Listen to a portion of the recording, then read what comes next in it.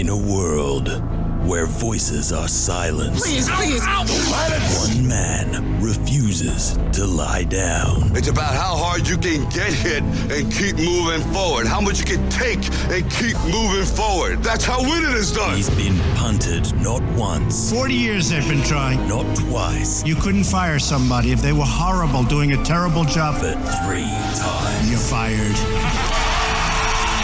He doesn't tell you what to think, but gives you something to think about. Welcome to the Bonafide podcast with Luke Bona. And he's not All right, here we go. done Hold your ears, folks. yet.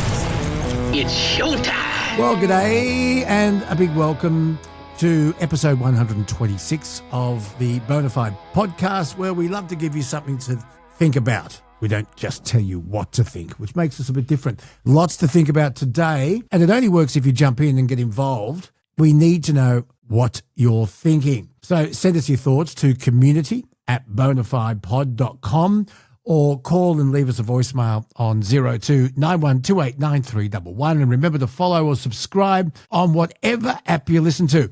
It really does help us find new audiences. And a reminder, you can watch this episode on video on Spotify and, of course, on YouTube. And we'll see you at the Casino Truck Show very, very soon, Millennial. Coming up, Dr. Karl. You enjoyed this chat with Dr. Karl. We covered a bit, but the premise of our chat was nuclear versus thorium. And next time it wasn't. Well, nuclear yeah. And thorium are the same thing. Well, is thorium better than nuclear? I think you mean thorium Versus is better uranium. than uranium. Yeah. They're the elements. The nuclear reaction is what happens. Okay, all right. You're going to find all that out. But we're also going to talk about solar power and how it works. Energy versus power. Yep. I think you'll hear exactly how much we understand about this topic. Which is nothing. We got the answer. Do we understand the answer? No. No.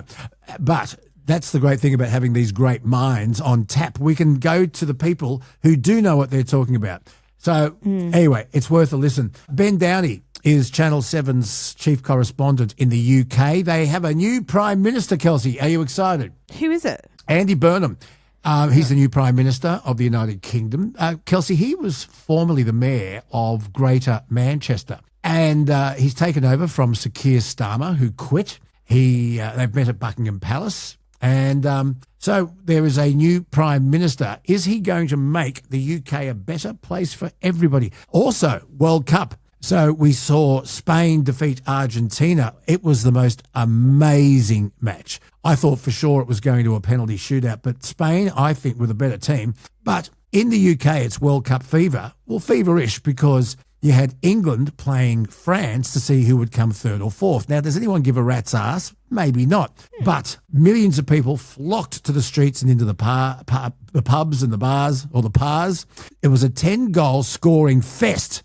So a huge game, and we'll talk about that. But we'll also talk about the future of Great Britain. And was exiting Brexit the best thing for the country? And how is all this going to affect Australia? That's coming up with Ben Downie from Channel 7. Also coming up, Jonathan Kearsley, who is Sky News' bureau chief in Washington, with the latest from the United States. And as usual, Truckie Tuesday with special guest. We have a legal eagle on the program now, and it's Hughes Lawyers, proud sponsors, and Belinda Hughes will answer some of the most commonly asked questions that affect truckies. So I'm really looking forward to that, Kelsey. So away we go. Let's put on our seatbelts and let's hit the road.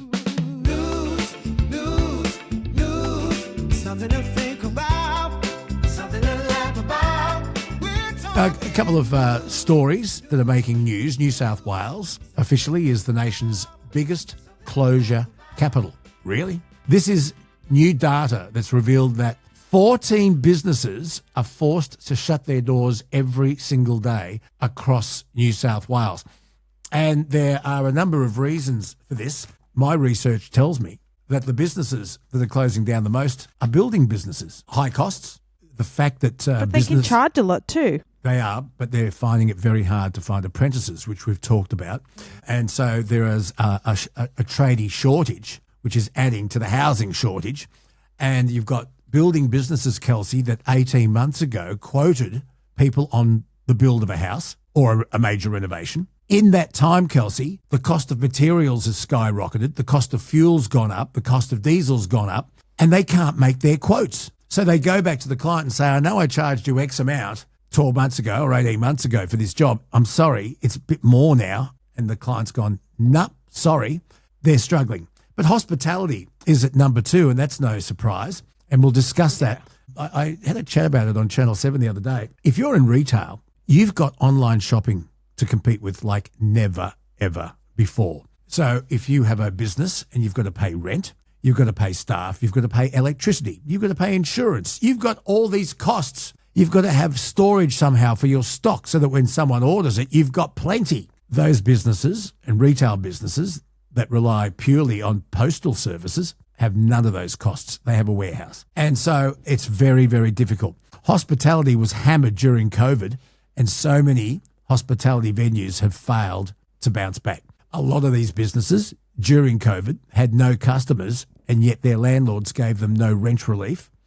And it's very, very sad. But red tape, government and council red tape is also a big problem. And you've got the cost of living, Kelsey. People aren't spending what they used to. So you've got businesses shutting down everywhere, but the exploding costs is number 1 when it comes to most businesses. So there you are, 14 a day shutting down. It's unbelievable, isn't it? That just reminded me, Luke, this is like not related, but you were just talking about construction companies. Barstool Sports posted a video of someone who had captured Barstool Sports. It's just a creator's social media handle.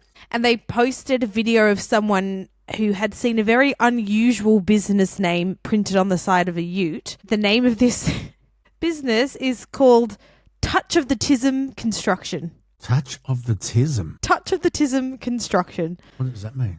Do you know what that means? No, I have no idea. Do you know what tism is? No. Autism? Oh, right. So really? Touch of the Tism Construction? Yeah. Isn't that funny? Because like you know, Luke, neurodivergency Here we go. is a spectrum, right? So you're not just, it's not black or white, you're this or that. It's you fall somewhere on the spectrum, right? And so some people just have a little touch of the tism.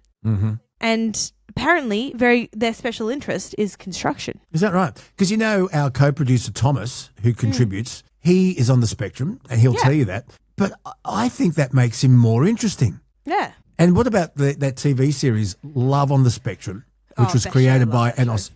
Do you like it or not? Do you think it? I love that show. It's a great. Do you show. think it exploits? There's a lot of pushback on social media about the show that it's lost its cuteness and that they're exploiting these people. I don't think so. I think that infantilizes the people. Like at the end of the day, they're choosing to go on the show and they're making that decision themselves, and people are like, oh, they're exploited. You're taking away their autonomy. Do you know who we've got coming up on a future podcast in the very near future?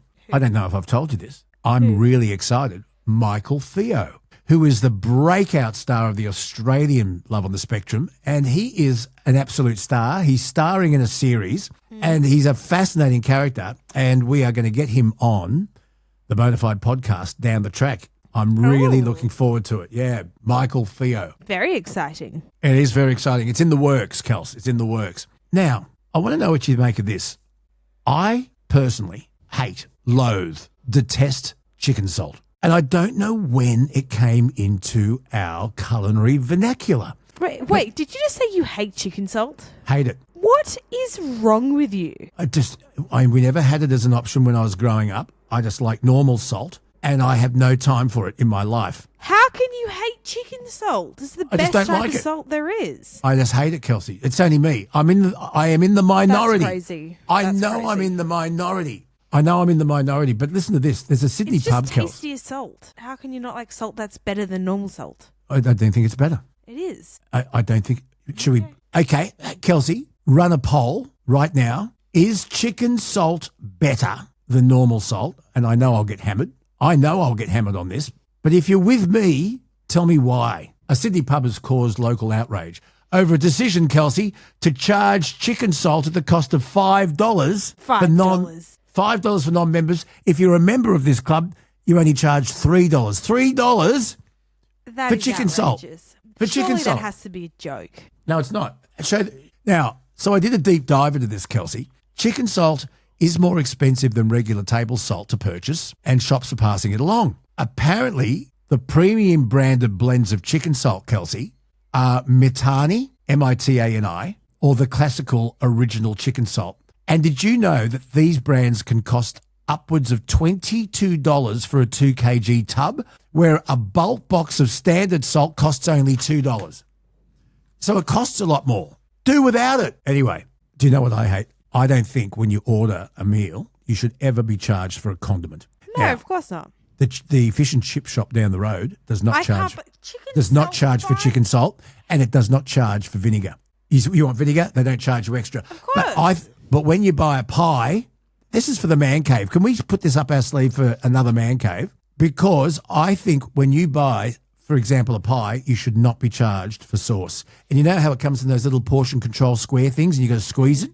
Should be free. They charge 20 cents for a sauce. I can understand charging for those little snap condiment things because You can squeeze it on yourself. There should be the option. You either pay for one of the takeaway little squeezy condiment things, or they have just a squeezy pump thing of tomato sauce that's free, and you just got to put it into the price of the pie. They'll absorb it into the price. They'll put the price up, I know. But I just don't think you should ever pay for a condiment. But the Prince Hotel in Kirrawee, which, by the way, folks, is in Sydney South, it opened an 18-plus extension to their regular pub. It's called the Social House, and the branch's new menu charges an extra cost for chicken salt. The menu caused this... I'm doing my headlines, Kelsey. The menu... Imagine I was Roger Clemson or Ryan Henderson on Channel 9 and the weather girl kept interrupting the news. You wouldn't last long. The menu caused disbelief among locals who shared the menu to local Facebook page, Everything Sutherland Shire. Social House also charges for tartare sauce. Oh, boo. What do you make? What do you make of it? But $5 for chicken salt, I would be expecting a full takeaway container just full of chicken salt for $5. That's actually crazy. What is chicken salt? Is They're it trying MSG? to make a profit off it. Come on. Is it MSG? Is it monosodium glutamate? Is that all it is? I don't know. I don't think they give away their special chickens. It's like KFC. It's 11 different herbs and spices. I don't know. Probably has MSG, no, but it tastes delicious. A message from Granny Sue. Oh, Granny Sue. When are we getting Granny Sue back on? Soon. Granny soon. Exactly. She said, just listening to the podcast, and yes, I rent and have been told that the house I am in is going to be sold about the end of the year. Now, I cannot afford to pay the rents around here. I have been here for 6 years and the rents, if you can find one, have gone through the roof. Average in this area is $500 to $700 a week. As I only get $1,200 a fortnight, what am I going to do? The car is looking good. No, Granny Sue. Of course, I'm not the only one in this situation and it is only going to get worse. It does keep me up at night often. I guess my son's house is looking good, but I would love to not have to do that. Yeah. I've got a solution for you, Granny Sue.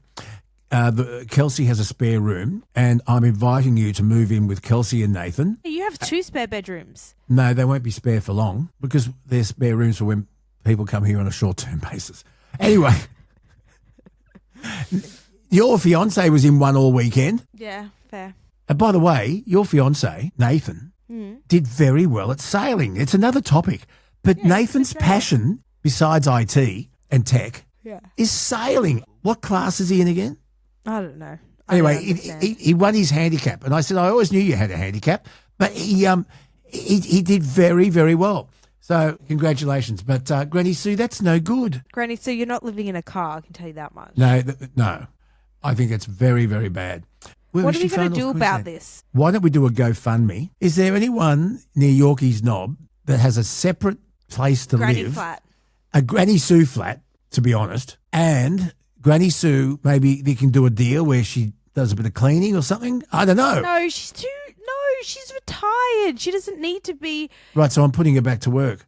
No, yeah, exactly. No, that's not the point. She should be able to just chill out and relax, you know? If anyone's got any ideas, Granny Sue, she wants to stay living where she is at Yorkeys Knob. The only other option is living in her car or moving in with her son. Or moving in with her son, who's got a family. It's not good enough. It's not good enough that, you know, we have 80-year-olds thinking about living in their car after already giving a lifetime's a lifetime Kelsey, of work, you know? I It's just couldn't crazy. agree with you more. First of all, anyone who has retired, anyone over the age of, let's say 65, if they earn any money, it should be completely tax-free, should not affect their pension. But number No, not at two, all. how is it that someone who has dug the well for us for so many years is now not allowed to drink from it? It is wrong. It is absolutely, basically wrong that we treat these people this way. Yeah, I'm outraged. I don't like it. Don't like anything about it. So look, we haven't got a lot of time to talk today. If you've got some thoughts, if you've got someone that you'd like us to chat with here on the Bonafide podcast, let us know. Give us your suggestions,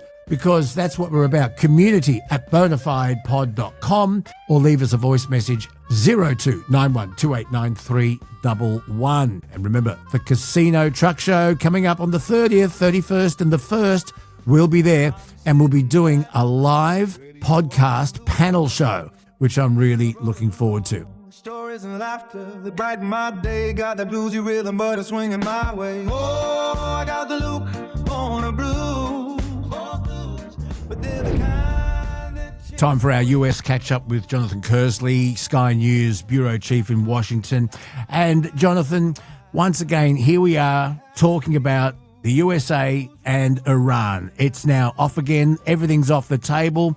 And USA at war again. What's the story? Well, essentially, that's what it is. I mean, President Trump has walked away from this idea of negotiations in the idea that he can try and force Iran into a position to make a deal by carrying out a range of military strikes. We've seen consecutive days now of these strikes. As I talk to you now, there have been daylight attacks inside Iran for the first time in quite some time, and that is significant. What President Trump is trying to do here is go after Iran militarily to a point that he thinks that they are so weak that they will buckle under pressure. Now, at this stage, there's no sign of that. We've heard from the top negotiator inside Iran, Halabaf, who is also the Speaker of the Iranian Parliament, saying that obviously that they will continue to defend themselves, but also, interestingly, a message that seemed to be directed to the hardliners inside Iran, saying that they've got to allow diplomacy and negotiations to have a chance. There seems to be a big fracturing inside the Iranian regime. The Deputy Foreign Minister is saying there's no negotiations taking place. They're purely trying to defend themselves. On the other hand, you've got the top negotiator saying we really need to try and talk this out and find a way out of this. So you can see there's issues on both sides. Both sides are playing to their domestic audiences, trying to ramp up the perception of pressure on either side. In reality, both want a way out of this. It's just a question of how, but it's very difficult to see how either side can get out of this and both save themselves face when you've got a ceasefire in tatters, both sides essentially exchanging fire in some way, shape or form, the US going after Iran and Iran going after American interests in Kuwait and Bahrain and Jordan. It is very difficult to see a way out of this. President Trump is now at a point of, I don't want to say real desperation, but it is almost that this is how he feels this needs to play out now. Not a last resort, but he's certainly rolling the dice in a big way, knowing this war doesn't play well domestically, but at the same time, he needs to try to finish it. He needs to get out. And right now you can sense the frustration in his voice that he sees the only way to do that is to carry through on the military threats he's made so many times before. And that is going after bridges, going after energy infrastructure, and trying to get Iran to the point where they are on their knees trying to come back to the table. How they can get to that point, though, I don't know if they can, but the days ahead, they're going to be critical. You see, the thing that we're being told is, well, we're being told obviously two different stories here in Australia. One, you've got Iran's Revolutionary Guard saying, okay, right, the Strait of Hormuz is going to remain shut until the US ends its acts of aggression. And you've got the US Military Central Command saying it's carrying out drone, air, Navy strikes on Iran following Iran's aggression. Yeah. Well, this is essentially what President Trump is using as the pretext to go after Iran again. It is, he views that Iran has broken this memorandum of understanding by attacking commercial ships, and they have. The Iranian regime has attacked some 7 ships or so in the course of the last week. Nearly a dozen crew members have been injured, killed, or are missing. So the Americans are using that as the justification, saying, listen, you've broken the deal. So now the ceasefire is off and we are coming after you again. And we are coming after you where you keep launching your attacks from. And what we will then do is we will go deep deeper. And President Trump has warned that in an interview with Fox News. He said that next week would be very difficult for them. The big question is he going to carry through on those? Yes, Iran is saying that the Strait of Hormuz is closed. President Trump and the US administration, largely through the US Navy, is reoperating the blockade that it's put in place, trying to shut off Iran financially again. You get the impression that President Trump thinks that maybe he should have gone a lot harder the first time around, that perhaps he trusted the Iranian leaders too much and is now seeing the repercussions of giving too much with one hand and not taking back enough with the other. He was desperate to find a way out of the conflict. The Memorandum of Understanding seemed a way to do that. Now he's saying that was just a test and Iran failed it. So what you have is a lot of big language and rhetoric on both sides, really trying to say that they are now getting to the real climax of this situation here, a climax that could go one of two ways. Either it intensifies, and essentially this is, don't even talk about going back to war, this is the idea of a whole new war on a much larger scale, on a much more intense scale. Or do they get to the point of a deal? The latter seems very difficult right now. Okay, so I know you've got to go. You've got to file for Sky, and we really do appreciate it. But you've got now the Strait of Hormuz remaining shut and threats to close off other regional oil and gas export channels. How is this going to affect us in Australia, do you think? Ultimately, it's going to mean higher oil prices. Higher oil prices means higher petrol prices. Higher petrol prices means higher food prices. It means pretty much higher everything across the board. So brace yourselves, because if this conflict escalates, well, the oil price jumped from $74 a barrel or so last week to 85 or so, and it could get higher. If we start getting back in the region of 100, 110 US dollars a barrel, then there's going to be real problems. And there's going to be big problems for governments in countries including Australia. Do they do things like extending the fuel excise? Do they have to look at other ways to try and ease the financial pressure on people? Because ultimately, yes, this is a conflict in the Middle East, but as we know, the Strait of Hormuz carries some 20% of the world's crude oil through it. It is a vital shipping laneway in trying to get oil, which winds up being petrol, right around the world. And if Australia's lifeline, to a certain extent, is shut off in some way, shape or form, well, higher oil prices ultimately mean higher petrol prices. And as we've said, that has a flow-on effect right across the board. It can mean higher inflation figures further down the track too. So look, there could well be real economic pain to come unless both sides can find a way back from the precipice. If they don't, the world pays. Last question. Does the United States and Iran and Israel, do they need a new mediator? Well, if the mediators are playing their role, I don't think it's so much down to the mediators. I don't think a new mediator does any good whatsoever. You've got Pakistan on the one hand, you've got Qatar on the other. And yes, they are trying to do their absolute best. But ultimately, it comes down to the two sides. And if the two sides can't get to a point of, and I'm talking about the United States and Iran, obviously Israel is a factor in this too. If the two sides are just so far apart, and they cannot see a way through this, then there is no mediator who is going to be able to find a way through this, particularly when you have something like the Iranian regime up against President Trump, who is, as he describes it, a deal maker in his own right. But he is desperate to try and fix this problem because it is a problem now. It's a problem not just for governments around the world and economies around the world. It's a problem domestically for the president. And when that happens, that's when he needs to shift gear. And he's got midterms coming up. They're going to be crucial.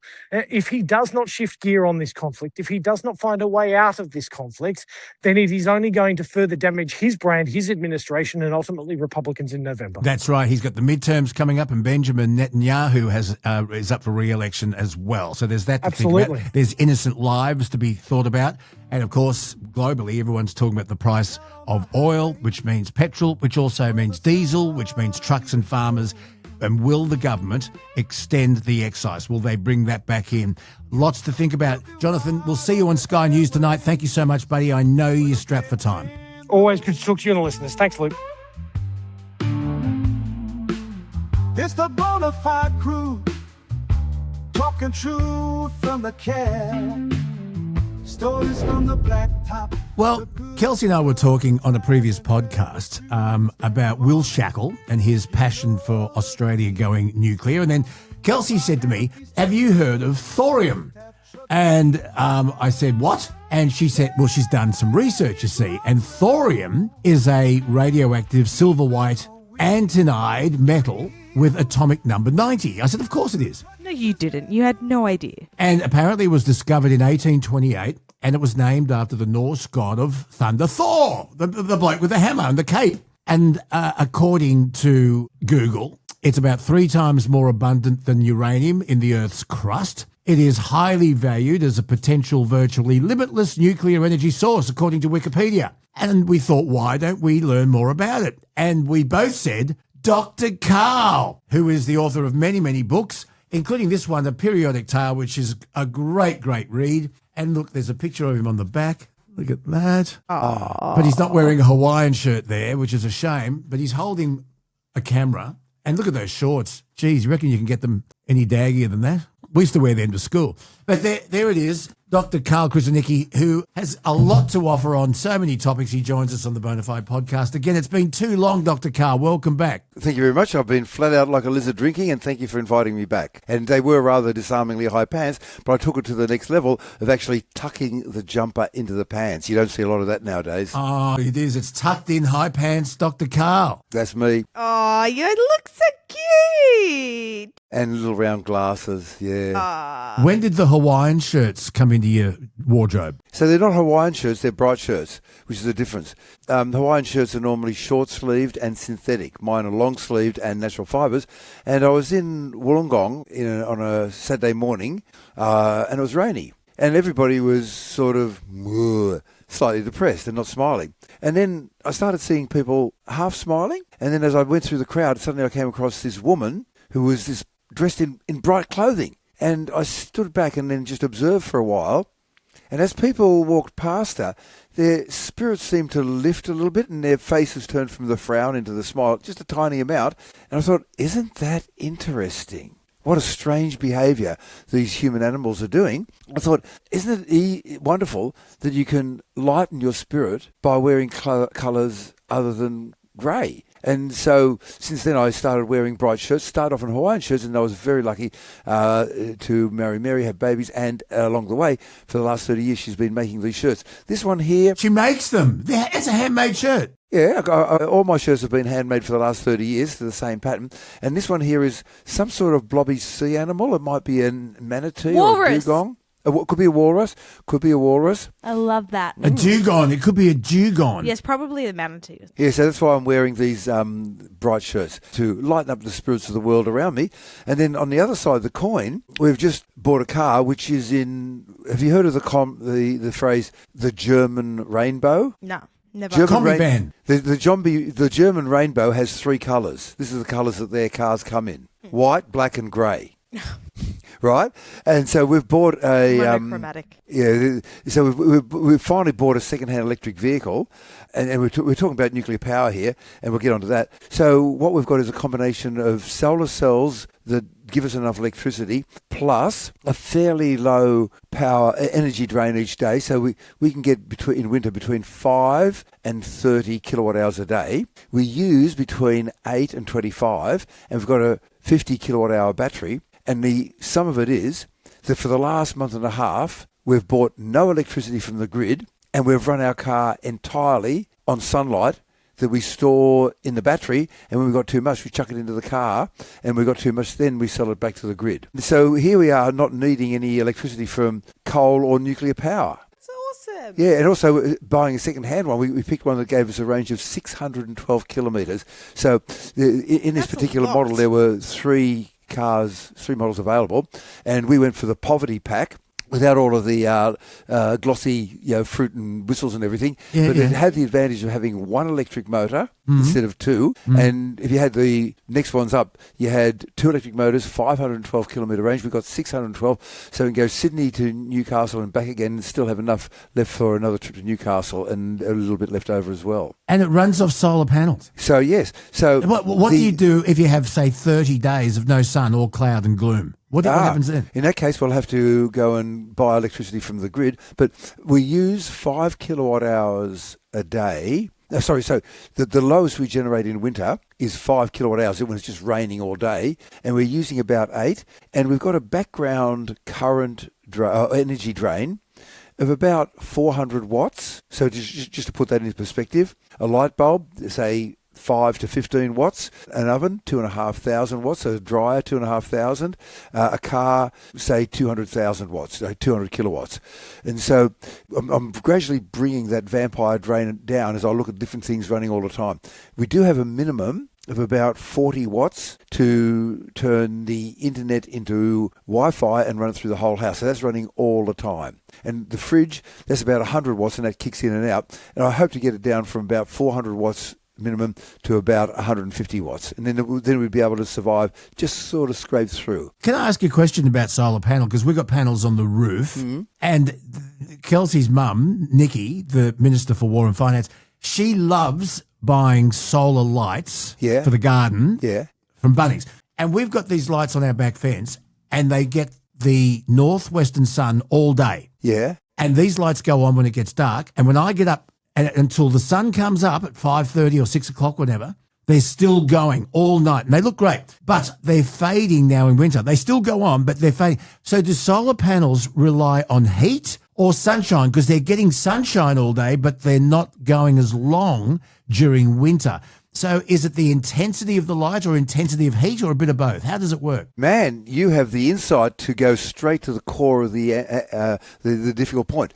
So the sun, when it's directly above you, yes, which is somewhere between the Tropic of Cancer and the Tropic of Capricorn or the equator, when it's directly above you, is throwing a kilowatt of power, 1,000 watts, onto each square metre.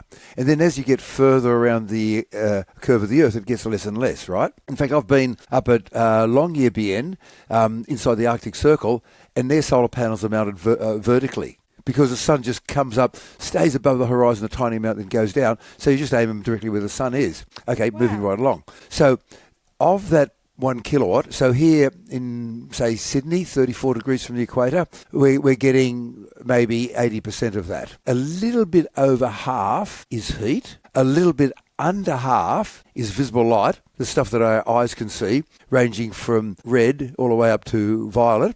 And about 2% gives you cancer. That's ultraviolet. So here's the answer.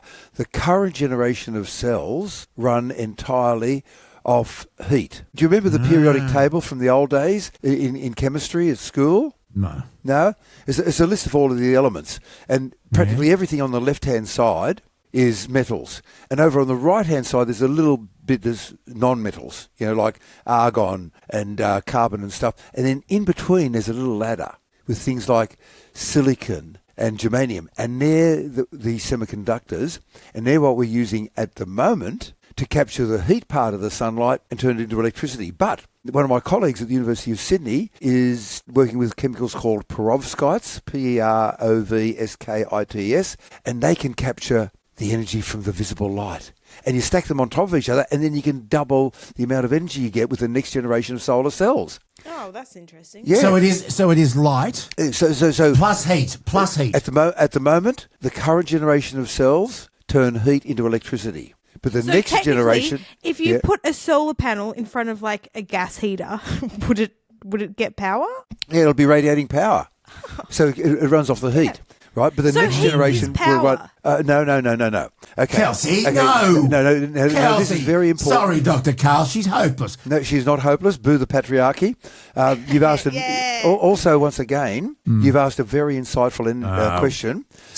And most people are confused about it. You're just a suck up to the teacher, Kelsey. Why don't you bring him an apple? Apples are nice, but separately. Now, heat is energy, not power. I'm going to explain the difference. Even the Minister for Energy gets it wrong.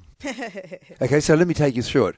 Having lived in our society, you know the difference between speed and distance. Yes. So distance is a certain amount of stuff, like how many meters you have to go, and speed or velocity is how fast you consume it. Yes. They're two different things, aren't they? So if you're walking to the coffee shop, you're not walking a distance of 5 kilometres an hour. No. You're covering a distance of 300 metres, but you're travelling, your speed is 5 kilometres an hour. You don't say the speed at which I'm walking is 100 metres.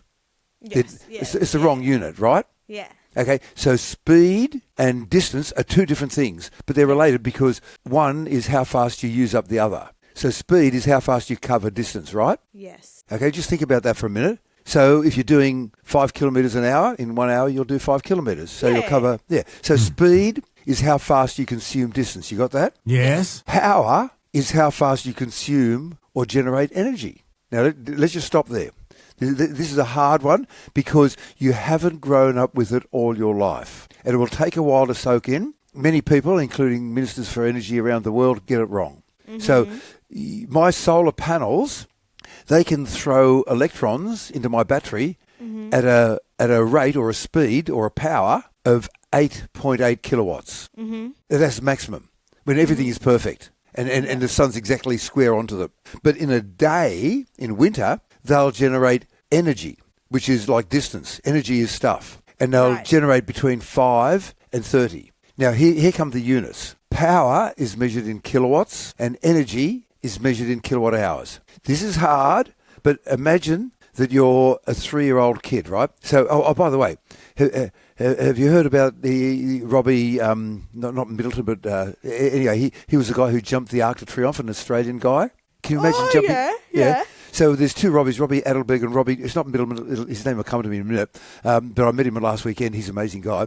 But anyway, guess at what age, these two Robbies who kind of invented, the forward, flip, backward, okay. Guess what age they started riding motorbikes? I'm going to say later on in life because... Pick a number. 35. Okay, Luke, what age do you think they started riding motorbikes? 4. 3. So... do I win that? Do I win that one? Yeah, you win. So each of them said, Santa brought me a motorbike. These are the two, they're like the evil Knievels of our age. They're the top motocross stunt people in the world, right? Here's the weird thing. They said that Santa brought them a motorbike. So these kids are driving around on their parents' property on a motorbike using physics, and they still believe in Santa and the Tooth Fairy. Isn't that weird? They did not know about energy and speed and distance and velocity. They picked it up. Pretty soon they learned that they were travelling at 10 kilometres an hour and they were covering a distance of a couple of kilometres, and you're at that early stage. Getting back to our solar panels, we make enough energy and store it in the batteries during winter to run both our house and our car, and we save so much money. Like Robbie Madison. Madison, oh man, he is the god. Okay, Robbie Madison, New Year's Eve 2008, launched his motorcycle, 96 feet. Yep, sorry. Okay, so on one hand, we can run our house entirely off solar. Now, the problem with nuclear, there's a few of them. Firstly, the nuclear reactor has to be abandoned after about half a century. Did you know that? No. You didn't know that? Okay, What do you mean abandoned? It's too radioactive to work in. Surely we've solved that problem by now. No. There's about 800 nuclear reactor sites on Earth. 300 have been abandoned because they're too radioactive, and they're going to stay dangerously radioactive for 250,000 years. And we can get rid of the waste safely, but we don't. Instead, because it's too expensive. The way to get rid of nuclear waste is very simple but very expensive. Is that when you put it in the cement tombs? Yeah, underground. Yeah. A long way underground, unstable. So you go to somewhere geologically stable that's going to stay stable for 1,000,000 years, and because it's already been there for 1,000,000 years, right? And you go down, you build a tunnel 15 metres in diameter, and you go down a kilometre. That is shirtloads expensive. Then, when you're at the bottom, you build a bunch of tunnels going out in all directions, radially, like the spokes of a bicycle wheel, and you put your nuclear waste in there. You then backfill it with a bit of concrete, come up 10 metres, and then do the same thing again with the tunnels in between the other tunnels. Yeah. And you keep on doing that until you get half a kilometre from the surface, and then you fill it up with a plug of concrete, 15 metres wide, half a kilometre long, and it's safe. Nobody's going to touch that for the next 250,000 years. But it's cheaper to put a barbed wire fence around it and say don't go in because it's dangerous. So nuclear reactors have to be abandoned after about 50 years because they become dangerously radioactive. Well, we need to talk to Will Shackle. We should have had Will Shackle on with you. Will said that he went into a nuclear waste thingamajiggy where they had concrete tombs filled with nuclear waste, and he hugged it. And he was it's not radioactive. Oh. So will it stay like that, or will it not stay? I think you're talking about the reactor, not the waste. No. It was nuclear waste. He said that he hugged one of the cement tombs that they kept the nuclear waste in, and it was above ground and the same radioactivity as the sun. Yeah. But the point is that that's really expensive. The cement tomb. Concrete is expensive, and is it? I thought it was cheap. You need a lot of it.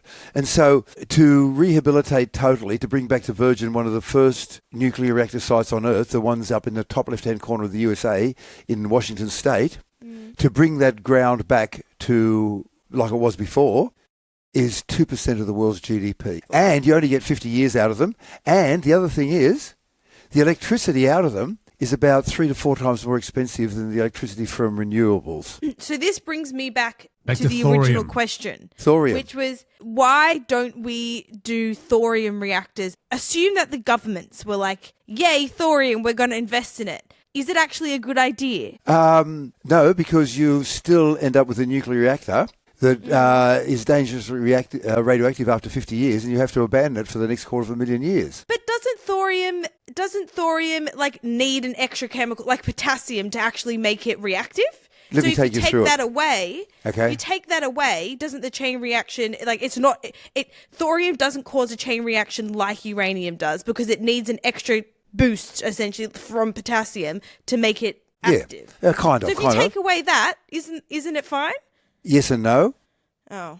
Let me take you through it. So this was explained to you by Will Lockett? No. I just never heard of thorium before, and so I went down a bit of a rabbit hole. Okay, so firstly we need to know what atoms are. You cool with that? Yeah. Okay, so just for those who've forgotten about atoms, everything is made of atoms. They look like a mini solar system. Yeah. In our solar system, we've got the sun, a heavy lumpy thing in the middle, and then empty space.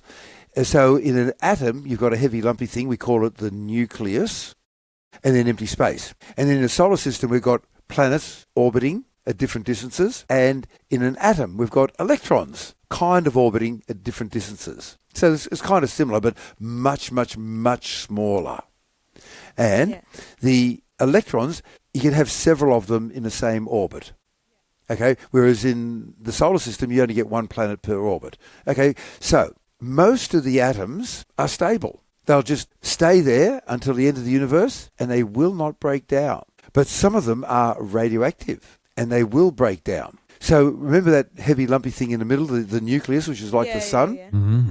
Once you get into some of the slightly heavier atoms, and even some of the light atoms, they've got too many neutrons, and they're wobbling around like jelly on a plate. And every now and then, the core of the atom will split and turn into 2 other atoms. Like a cell in your body. Yeah, your cells grow and get bigger and divide. And so in the case of uranium, it will split. Is that fission?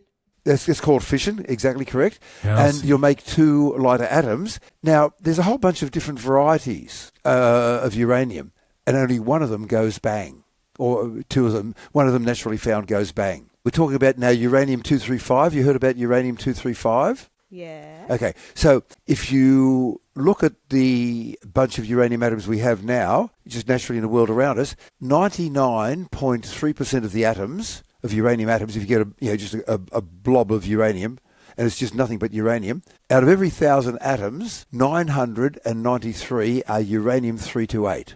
They don't go bang. Okay. But uranium-235, which is only 7 atoms out of that 1,000, it will go bang. And so enriched uranium is when you lift it from 0.7% to 20% in a nuclear reactor up to about 99% in a nuclear bomb. And by the way, it's really hard to go from 0.7 to 20%, but once you're at 20%, it's relatively easy to go to 99%. And what part does uranium play in all of this then? Why do we need uranium to... Sorry? You're exactly correct.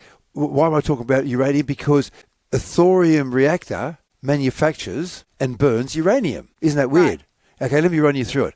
So thorium also is a radioactive element, and it will break down, but it won't sustain a nuclear reaction. It won't go bang. So uranium-238, it splits, and it gives off 1 or 2 neutrons, and they sort of vanish into the environment, and you get nothing. But with uranium-235, you get about 3 neutrons. And so you've got 1 atom of uranium-235, and it's surrounded by other atoms of uranium-235. And so this atom splits and gives off 3 neutrons, and then around it, 3 atoms of uranium-235, they each absorb 1 of those neutrons. And they give off 3. And now you've got a chain reaction. 1, 3, 27. And it just goes off by itself. Uranium-235 is fissile. In other words, it will sustain a nuclear reaction, whereas uranium-238 is not. Now we'll talk about thorium. Thorium will not sustain a nuclear reaction. But if you start throwing neutrons at it, so remember that heavy lumpy thing in the middle of the atom? It's got protons and neutrons. P for proton, P for positive, N for neutron, N for neutral. So the thorium-232, so that's the total number of particles inside that nucleus. That's a total number of protons and neutrons. And then you throw a neutron at it, and it turns into one higher. It goes from 232 to 233. And then it loses a proton and turns into proactinium-233, and it turns into uranium-233. The whole purpose of the thorium is to give you a variety of uranium-233, which will go bang. So it's not present naturally in the environment because it's all decayed because the universe is quite old, but you make uranium. You use the thorium to make uranium, and then you have the nuclear reactor going. So isn't that good, though? Because, okay, yes, you make uranium, but, like, not as... Okay, what is the waste from a thorium reactor? Okay. The waste is... Oh, by the way, you know when you talk about nuclear waste... Yeah. Guess how much energy is still left in it? Luke? Pick a percentage. 16. Kelsey? No idea. Have a guess. They call it waste after all. 2. You already 0.7. 95. It's incredibly wasteful. 95% of the energy is still left there in what they call the waste. It's so like we just can't make energy from it anymore. We can, but then you have to go through the process by which you can make nuclear weapons. Yeah. That was done in some of the Middle East countries where they kind of illegally got hold of extra amounts of uranium, and they built one nuclear reactor above ground for the world to inspect, and another one underground. A sneaky one. And so that's how come some of the Middle Eastern countries have got nuclear weapons. So the good thing about when you're burning thorium, you've got slightly less uranium-type products and plutonium, and the waste is significantly less radioactive. That's a good thing about the thorium nuclear reactor, and it doesn't last as long. The way that you work with it is a specific variety of the thorium reactor called a molten salt reactor. Now, what happens with uranium, if you're just starting off with the rods of uranium-235, is you've got these rods of uranium-235, and if you bring them too close to each other, they can start to do bad things. So you have them a little bit apart, and you just sort of tickle it so they're generating enough heat to boil water, and then you've got yourself a turbine. So the water expands in volume by 1,700 times, and then turns the blades of a turbine, and then those blades of the turbine, they then generate electricity. Right. So what you do is you get the thorium, and then you dissolve it in salt, and you heat it up to a temperature of around 600 to 700 degrees. The salt is now liquid, and then you have a freeze plug. And so at the bottom, you've got a plug of salt, like sodium chloride, but you've got a fan on it, an electric fan. And the fan gets its electricity from the nuclear reactor. As soon as the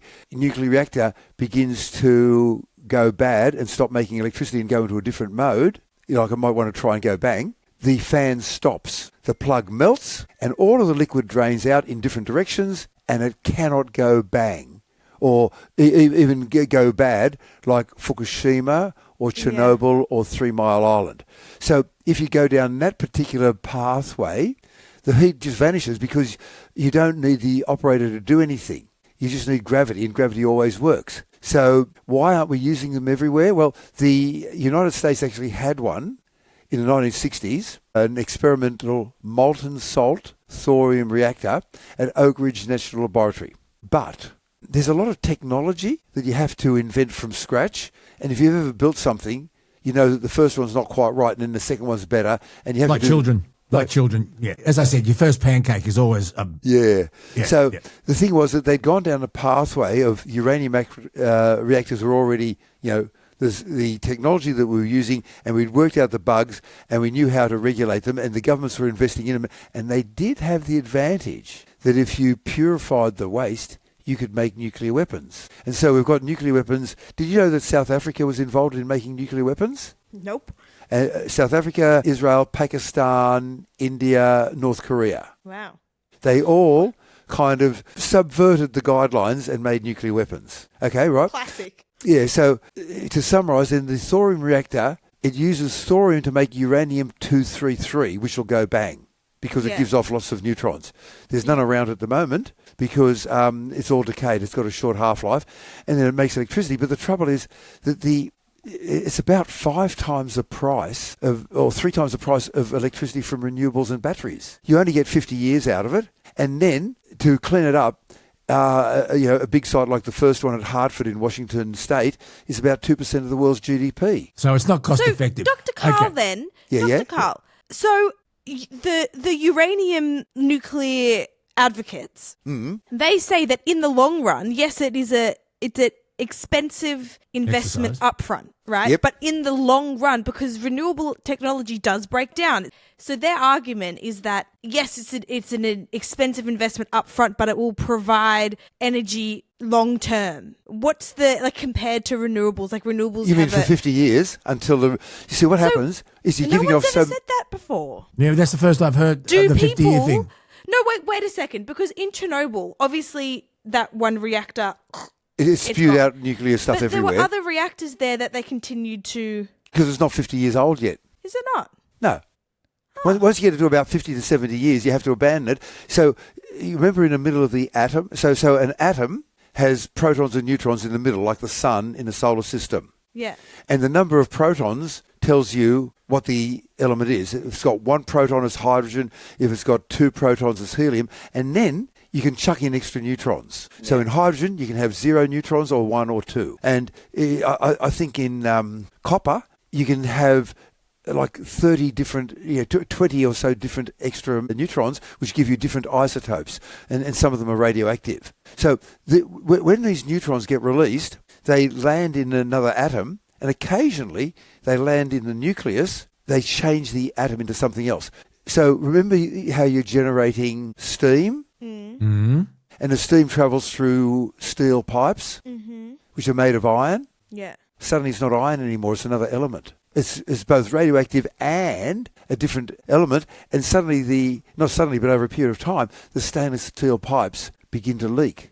So stainless steel, mostly iron, but typically there's thousands of stainless steels, but typically 18% chrome, 8% nickel. And all those elements change, and so firstly they become radioactive, but secondly they leak. Okay, can I ask a question?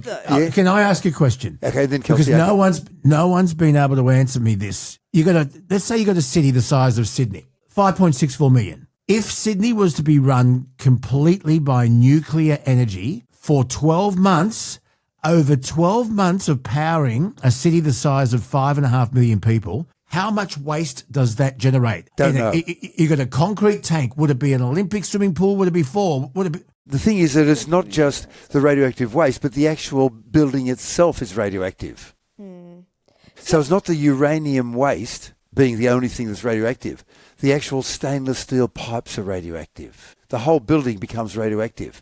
You have to abandon it. There's different degrees of radioactivity, low and high. We have abandoned around 300 nuclear reactor sites. And so we've got 500 still running and 300 that have been abandoned with a bit of barbed wire around them saying don't go in for the next 250,000 years because it's too expensive to get rid of the waste cheaply. You'll have to replace the barbed wire at some point. What are the odds, though? Because 50 years, 50, 60, whatever the number is. Yeah, 50 to 70, yeah. 50 to 70 years, that's a long time for humanity to make some type of progress towards nuclear waste, reinforcing the pipes, better safety procedures, better maintenance of nuclear reactors. What's to say that we build a reactor now and in 50 years' time, we've actually developed better technology, safety procedures, technology, so then we actually can keep the reactor going for longer? Like, isn't it? Scientific progress. It happens. Yeah. But basic physics is against you.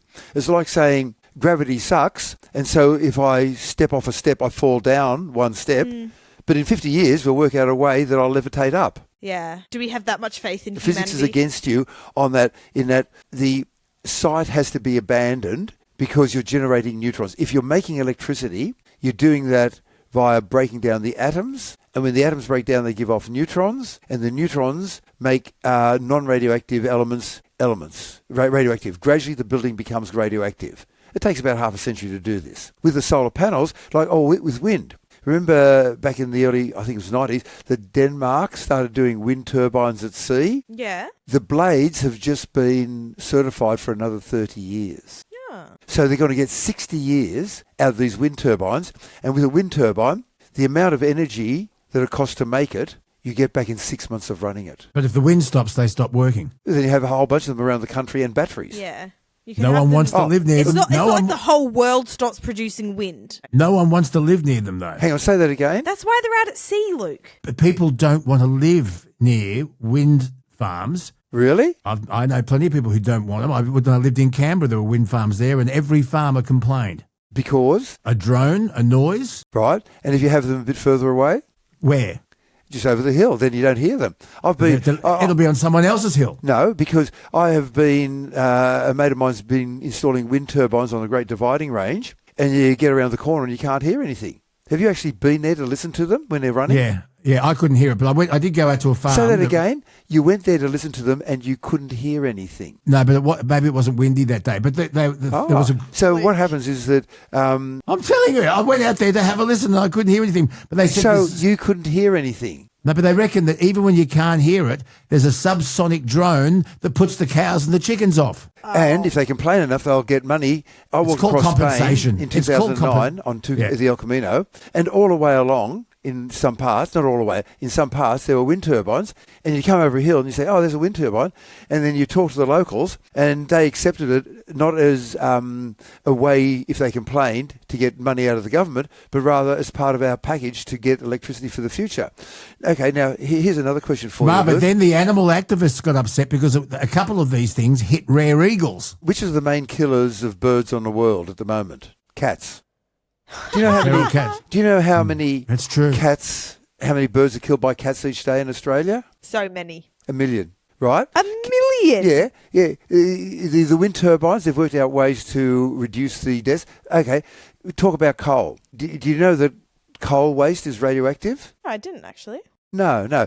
Hundreds of tons of radioactive elements are being dumped into the environment each year in the waste of nuclear reactors. There is more radioactivity in the coal ash from a power plant than your regular type of nuclear waste. Really? How? Well, it turns out that when you're burning coal, you're also burning other stuff as well. So besides carbon, and it's mostly carbon, you're also getting 73 different elements, and on average, coal has 1.3 parts per million of uranium and 3.2 parts per million of thorium, and your average 1 megawatt coal-fired power plant burns 4 million tonnes of coal, which contains 5.2 tonnes of uranium and 12.8 tonnes of radioactive thorium. And then that turns into waste. So Where did that go? we just sort of throw it around Australia because it's just cold waste and it's easier to put into the environment is worth nothing. So on average, Kelsey, you and I and Luke in Australia at the moment, we are married to 0.5 tonne of coal waste a year. How many shoe boxes is that? Well, say a car weighs 2 tonnes. Oh, okay. Yeah. Okay, I've got it. Okay. And so there's an article here, let me just find it here. Coal ash is more radioactive than nuclear waste from the Scientific American, December 13, 2007. So coal is dumping, by burning coal, we're dumping huge amounts of uranium in the environment. More. So why aren't coal power stations radioactive then? Oh, the waste goes somewhere else, and it's very diluted. But there's 0.5 tonne of it. And so each person at the moment generates about a paddle pop, of pure uranium each year from coal plants. In a nuclear power plant, you've got the radium all concentrated, so it's up to around 20%, whereas when you're looking at, like 1 part per million, that's way, way, way less than a percent. It's like 1,000th of a percent. Do you reckon, do coal plant workers get cancer? They do get cancer from other reasons.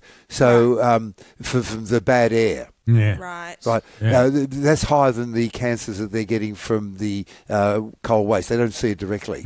Yeah. It's separated from them by a bit of a distance. In Australia, we generate around 12 to 15 million tonnes of coal ash each year.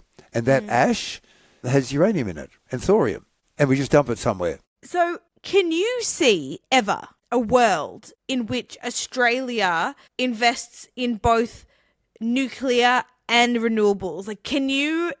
Like, and just forget about policymakers and all that type of stuff. From a purely scientific perspective and, you know, the energy needs of a growing population, would it ever make sense to build a nuclear reactor and renewables? Like, could they work? Could we have both? Not for Australia, but there would be certain landlocked countries that are small in size but high in population.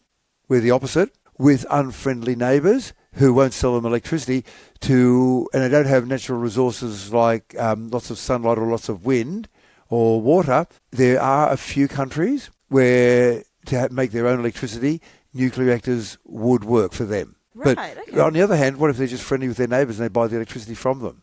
If they've got friendly neighbours. If they've got friendly neighbours. And there are some neighbours that are friendly and some that are not.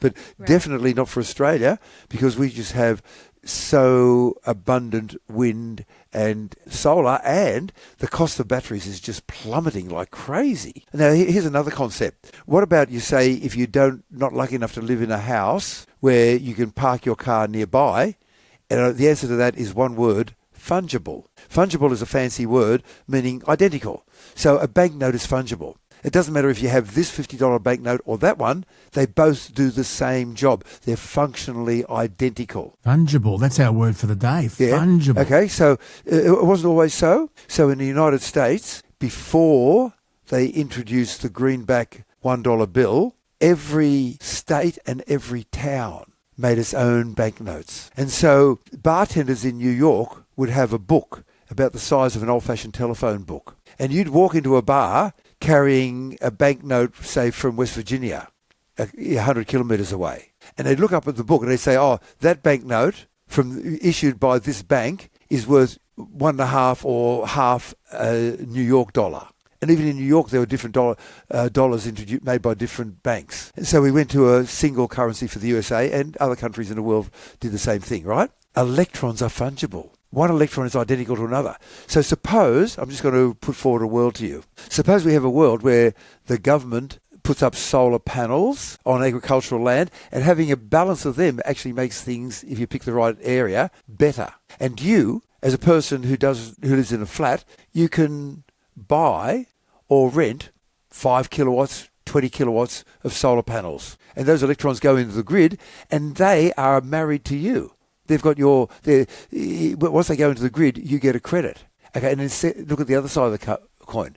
Suppose that everywhere you park a car in a city in Australia, there's a charging station. That'll cost about $2,000. It's a two-way thing, vehicle to grid, where the car battery can be charged from the grid, but can also feed back into the grid. That's coming in now. We had it before with the Nissan Leaf, but that didn't kind of work for various reasons. But now Hyundai offering the Ioniq 9 as vehicle to grid. So suddenly you have a car and that battery can talk to the grid both ways. And so everywhere you park a car, there's a charging station, and that would cost around $2,000. So for 20 million cars in Australia, that would cost roughly, $40 billion, which, that'd be perhaps covered by the tax that the fossil fuel companies don't pay, $40 billion, right? Yeah, but Kelsey lives in an apartment. She doesn't have a garage, and she's not guaranteed a parking space anywhere near her apartment. It's luck. So what if she's got to park 200 metres down the road and there's no station, no charging station? Okay, how about this, that everywhere you park a car, we build a charging meter. There's 20 million of them. Yeah. Right? 20 million cars in Australia, and each one costs $2,000. You do it at scale. So that's $40 billion, that everywhere you park a car,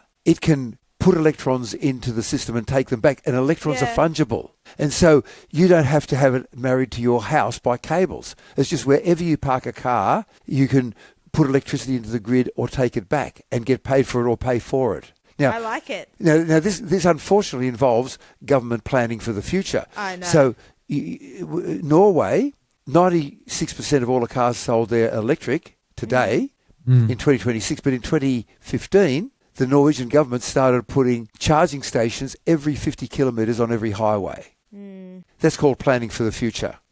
Okay, a lot of people are concerned, fact or fiction, a lot of people are concerned that lithium batteries are unstable. and that they can catch on fire. Okay. And that the fires are impossible to put out. Hang on, Luke, a question for you. There's not as many electric cars as there are petrol cars in Australia at the moment. Have a guess at how more frequently, on a percentage basis, petrol cars catch on fire for whatever reason compared to electric cars worldwide. You tell me. No, you have a guess. How much more often do they catch on fire? I have no idea. Pick a number. Have a guess. 20 times to 80 times. More frequent. Think about that. So if you've got a whole bunch of electric cars and an identical number of petrol cars, depending on where you are in the world, 20 to 80 times more petrol cars will catch on fire. Do you ever see a petrol car fire on Sky News? No. Do you ever see an electric car fire on Sky News? Yes. And so people have this mental image that electric cars catch on fire all the time. They actually catch on fire 20 to 80 times, not percent, times less. And we're coming up with new designs for the batteries. Then some of the new designs, which are not available but which are being tested, can go from 10% to 80% full in 7 minutes. Yeah. Right? Love that. And the battery technology is increasing incredibly quickly. So, okay, here's a question for you, Luke, without notice. You ready for it? No. What percentage of the world budget is given as a present for free as a subsidy to the fossil fuel companies? Oh, so much. 7%. 7% of all the money generated on Earth, which is roughly $100 trillion, is given as a subsidy, both direct and indirect, to the fossil fuel companies. Why? Because they've got lobbyists who say, give us the money, and perhaps the politicians can be influenced. Yeah, I don't like that. So 7% of your salary is given for free to a fossil fuel company. Don't like that. Hey, listen, Dr. Karl, we had other things to talk about. We didn't quite and get this there. No, but can we ask permission to get you on again in a few weeks? Love to. And we didn't get to talk about ChatGPT. Where next is time. it going? Also, next time, I want to talk about hydrogen power. I love hydrogen power. It has pluses and negatives. Yep. Hydrogen power, ChatGPT, cosmic radiation when we fly. And yeah, you were just telling us that smiling can be contagious. Yeah. Why is yawning contagious? Maybe mirror neurons, maybe not. Okay, next time. Yeah, okay. This is Dr. Karl. It's a periodic tale. It is such a good read. And Dr. Karl, how else can we find you? Tell us about your podcast. Go to drkarl.com and everything follows off that. And Dr. Karl, we love you. You know that. Yeah. We should all love each other because it ends up making a better world for all of us.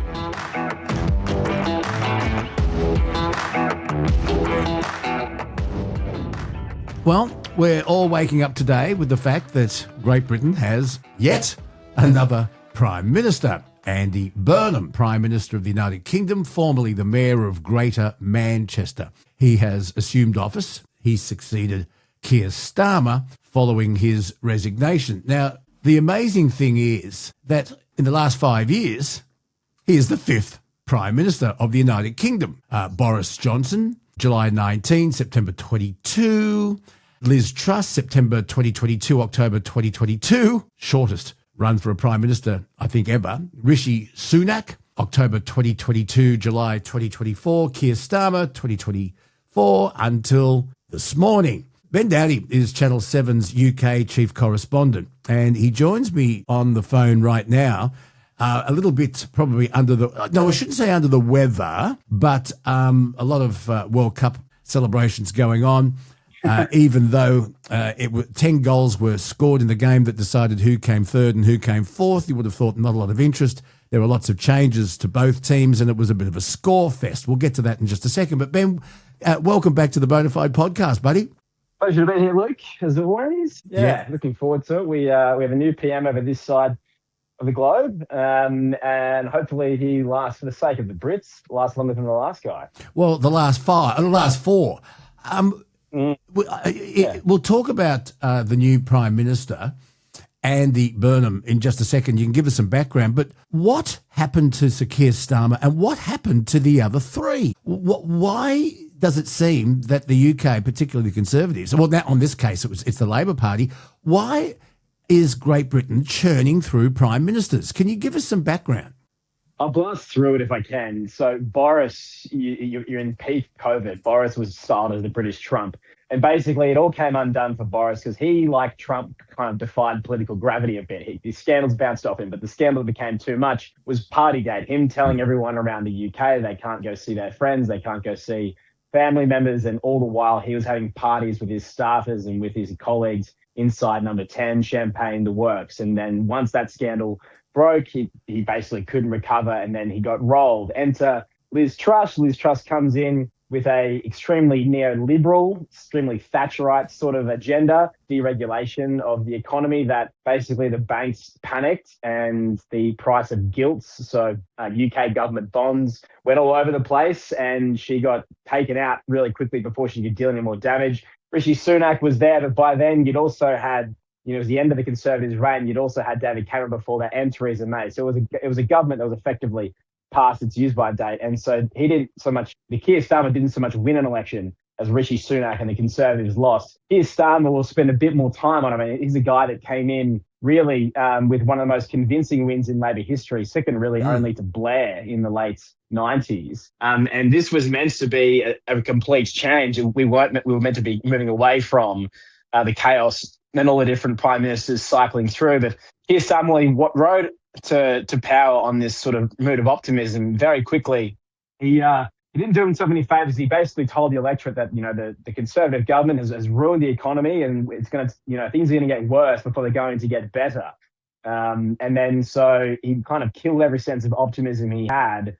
His approval ratings just started ticking down by then. Then came things like he started doing harsh cuts to public services, to welfare programs, and everyone all the way up to seniors. People didn't like that when he said he wasn't going to do that. People started asking the question, well, why did we elect a Labor government if they're going to put through all these cuts? He said, I'm only going to tax you £8 million. They ended up taxing them an extra £66 billion. Scandal kept finding him. You had constant pro and anti-Palestinian protests. You had Peter Mandelson's scandal. So he appoints an Epstein confidant to become the UK's ambassador in the United States. Said he didn't really know how serious the connections were, and then it later transpired that he actually was informed.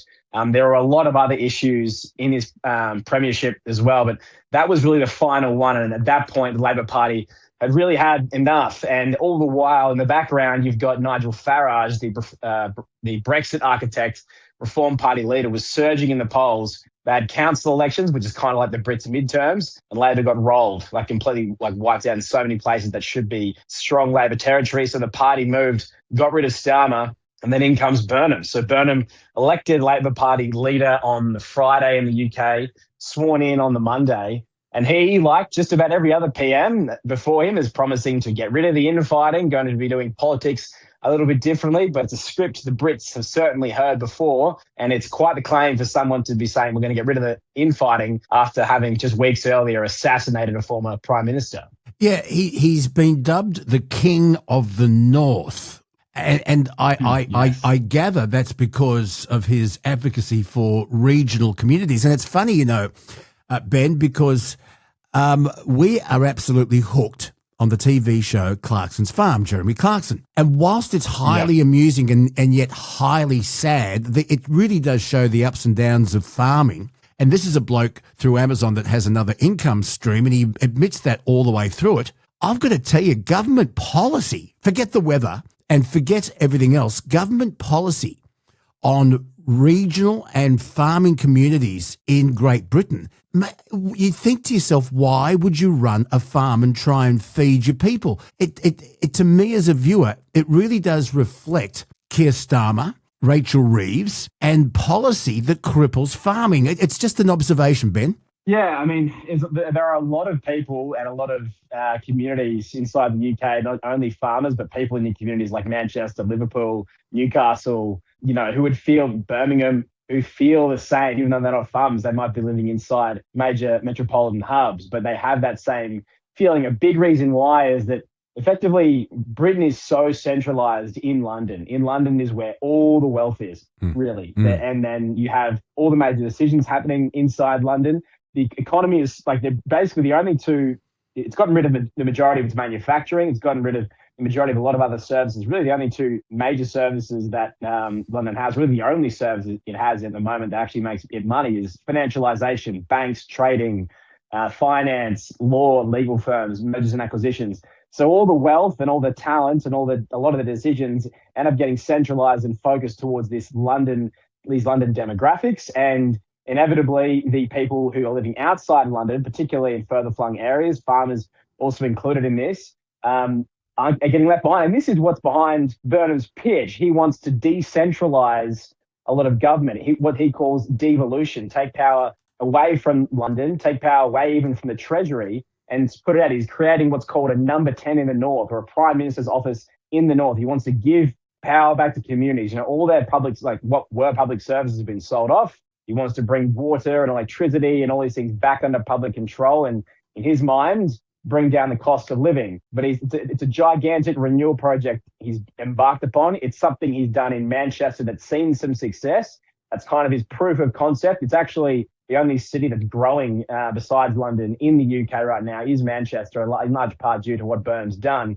So it's a model he wants to expand and export to the rest of the country and kind of bring some hope back. Because if you're not living in central London or some of the nice southwestern districts here, very likely your prospects aren't good and haven't been good for a very long time. Yeah, and can you explain to me, because the Brexit decision to leave the European Union really split the UK. The referendum was held not so long ago, 2016, and it won by only 51.9% of the vote. I've never seen such a divisive referendum. It only just got over the line. Did it work? Are people of Great Britain better off with Brexit or not? They're not. In fact, it's so bad, I think. They even asked people like Farage, these Brexiteers, like, give us a tangible thing, a reason why life's better now. And the most, they can't point to the pound being stronger. They can't point to living standards having increased. They can't point to a metric or something tangible. All they can point to are these vagaries like, oh, we have our identity back. We have our direction back. We're uncoupled from Brussels. But there's nothing tangible they can grab onto. All these communities that voted for Brexit, a lot of the communities I've just listed off, they're the ones that are finding it even more difficult, because you can get on a train from London to France in 3 hours. It's not going to happen from any of these other places that are disconnected. So if you're a fisherman, you won't be fishing in effectively the same waters in the English Channel as the Belgian bloke or the French bloke or the Dutch bloke. And they can all sell all their fish to all that European market. But for a very long time, Brits haven't been able to do it. Or the trade agreement they've been left with, they're sort of entering a prize fight with one arm tied behind their back. And you can sort of extrapolate that experience out to all kinds of industries. What was sold to these people is not what is eventuated. Now, a lot of the blame isn't being placed on the people who voted for these things. They found themselves in the same position they find themselves in today, but they basically had lost faith in politics to do something for them, which you can kind of understand because it hadn't in so long. So they wanted to rip up the script, destroy the system. This is the script we're seeing play out all across the world. I mean, Donald Trump being the most prime example. You've got a lot of voters in Australia, obviously, polling-wise, who are sort of moving away from the two major parties and either flirting with One Nation or other alternatives, because politics hasn't delivered in a while. I think in Britain, this is just my personal sort of diagnosis, it didn't help them for a while, but it still made their life harder. And I think they're like, well, if it's a vehicle that can make life harder for people, there are a lot of people in London I don't like. They want this, and I'm going to use what political power I have to, and basically inflict pain on them as like a, how about you taste some of this, effectively. But it hasn't been better for the country. They're racing around trying to do deals with every single other country. Australia was actually one of the first, and we kind of pulled our pants down when it came to the trade negotiations. We had a really good trade deal. But they're really trying to go back to the EU now in this kind of pseudo situation, but it's not going to be what it was. Yeah, and for those who don't know, you often hear about Brussels being used. Brussels is, well, how do I put it, kind of the de facto capital of the European Union, because it serves as the neutral meeting ground between France and Germany, and it positioned itself there after World War II. So that's why we talk about Brussels. So Andy Burnham, the new British PM, last time you and I spoke, I suggested to you that he may call an early election so that he can get on governing with a mandate. You said you didn't think he would. What do you think now? Yeah, I mean, I've been speaking to a lot of Labor insiders. The other day I was speaking to John McTiernan, who's actually a former Gillard and Blair advisor. I've spoken to Keir Starmer's policy advisor throughout government as well over the weekend. asked him about this very question. They said it won't be a snap election if there is one, but at the same time, 3 years is a very long time in politics. I mean, it's how long our regular terms are in Australia. But Brits have 5-year terms. So while constitutionally he doesn't have to have one for another 3 years, he thinks that basically he's not going to have much time to prove the public on what he's doing. And when you launch a coup like this, there are a lot of unhappy people. You don't have the mandate. So they think that it might not be immediately. It might not be a 5-year term, but both of these people I've been talking to who know what they're talking about, and they're thinking potentially like either a year, 18 months in, once they start seeing some green shoots, once, some other things maybe fall their way, they might find a strategic time to hold election. Of course, there's the old sort of thing from Sun Tzu's Art of War, which is never interrupt your enemy when he's making a mistake. And Nigel Farage and Reform are imploding right now in this Clacton by-election. Things aren't getting any better for him, and it seems like every other day another story about financial alleged scandal is coming on about him. So you'll have to wait until that whole process runs its course before any kind of election's held. But right. I think very much for now, he has to show there's a proof of concept. I would be extraordinarily surprised if he doesn't have at least a year to 18 months in number 10 before he does anything else. Isn't it funny that we inherited the Westminster system here in Australia? Federally, we have a 3-year term. There was bipartisan support for a 4-year term leading up to the Peter Dutton failed election, because they say here in Australia you spend your first year blaming the mob that you've just replaced. You may get 12 months of governing, and then for the third year, you're campaigning for the next election. But isn't it funny?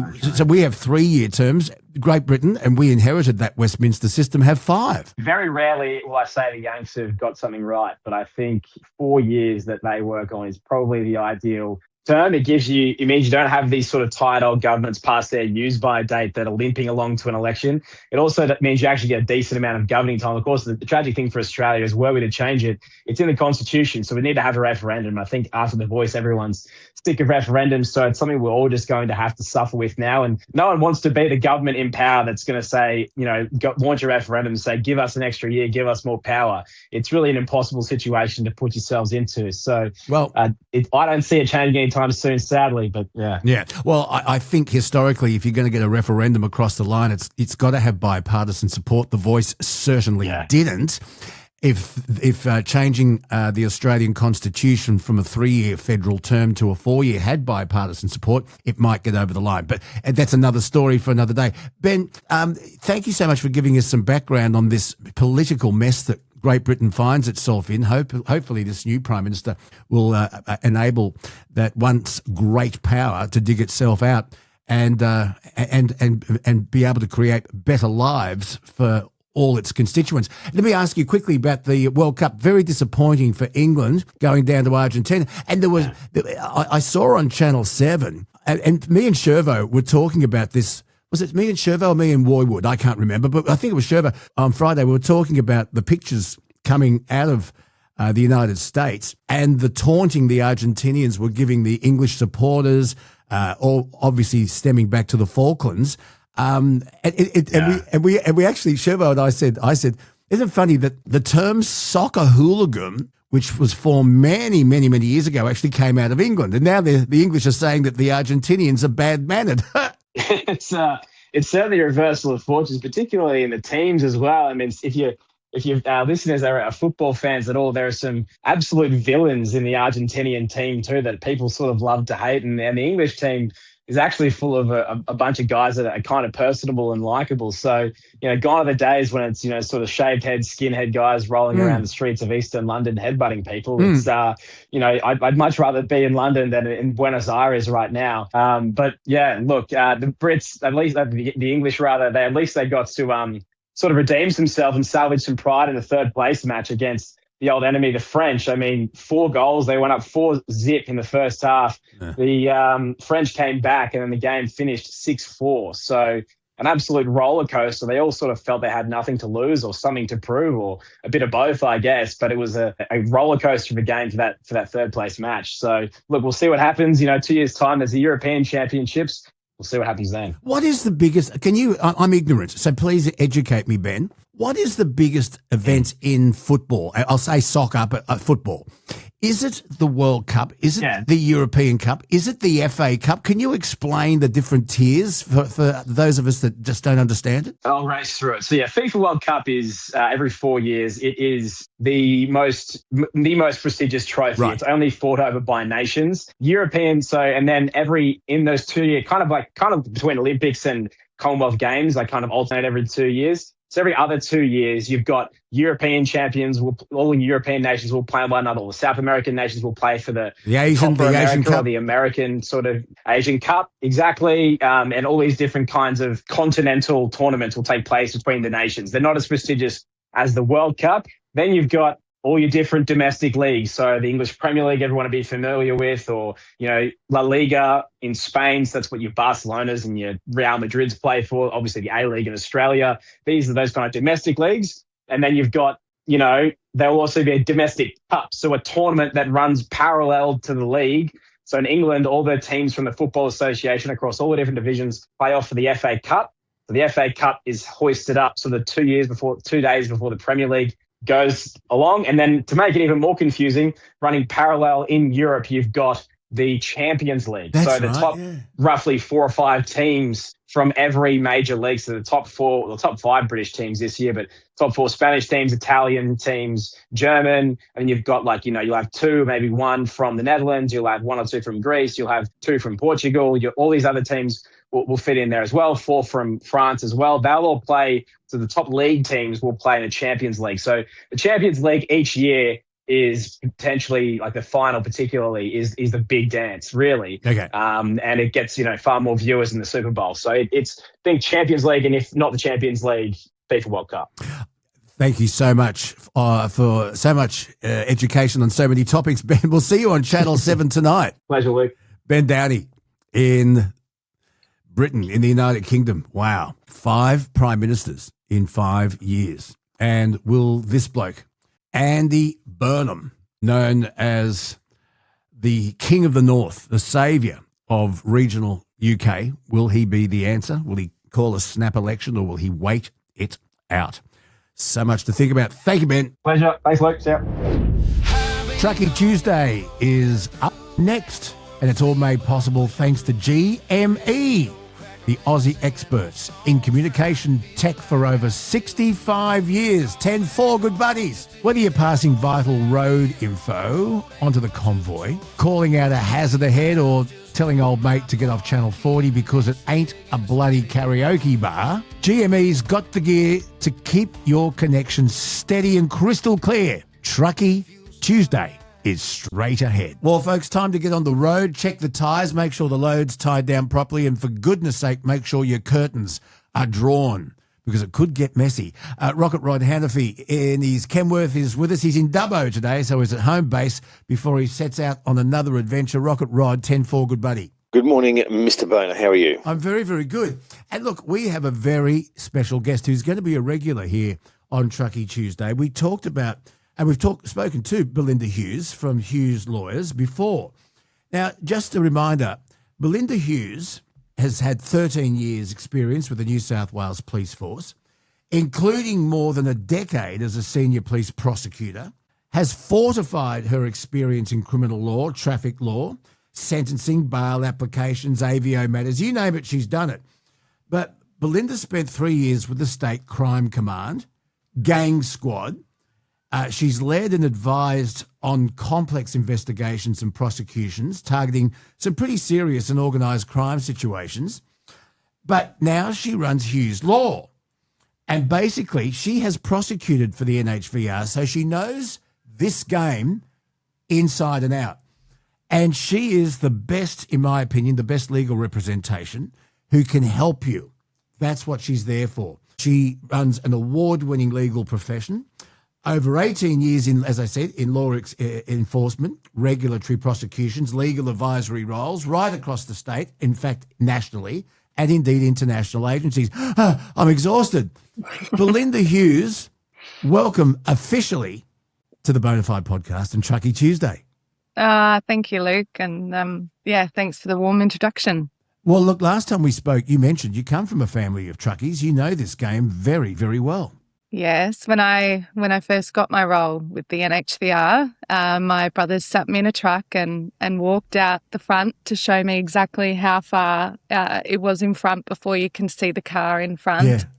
Very much wanted me to understand the truckie perspective on prosecutions and enforcement. You know, Rod, I thought it was a very effective truck awareness safety campaign that was on telly ages ago, where they got people to stand, as Belinda said, in front of trucks. And from the driver's point of view, you could see where exactly the driver's blind spots were, where they can and can't see you. It was a great campaign. They've got to bring it back. Mate, it was, and of course it costs money, and someone has to fund that, and the industry sort of doesn't really do that well at times. There's been individual campaigns, and then, of course, we don't teach young people anything about trucks when they get their licence. Even in the trucking licensing part, mate, there's very little information there about being on the road. And look, we want people to be safe and we want them to understand trucks. But unless you've got family or you've been and done a trip in one, or like Belinda said, somebody gets you out the front and says, do you realise this is how much I can't see? They don't get that information until they get in that position. Sometimes it creates a minor accident. Sometimes it's a lot worse. And, you know, if you look at the stats, major fatal crashes between cars and trucks are more than 70% the fault of the car driver.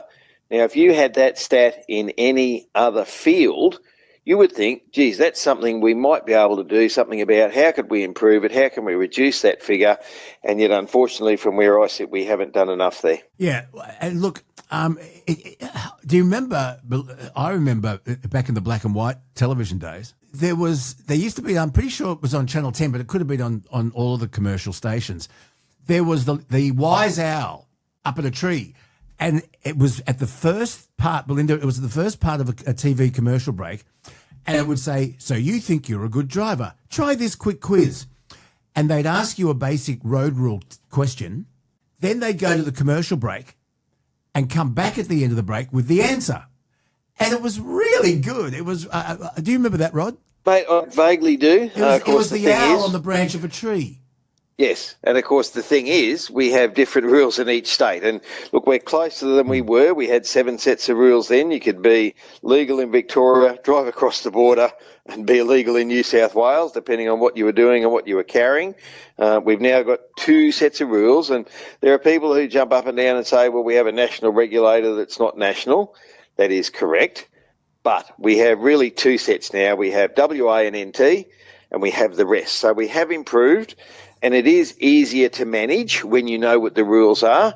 Because, of course, Luke, you know, how many people from Queensland know about the the right turn from the left-hand lane in Melbourne when you've got the trams and, you know, where you can and can't do U-turns. I know. And Belinda, from a legal point of view, you represent truckies from all over Australia in court. I mean, how do you get your brain to navigate different laws for different states?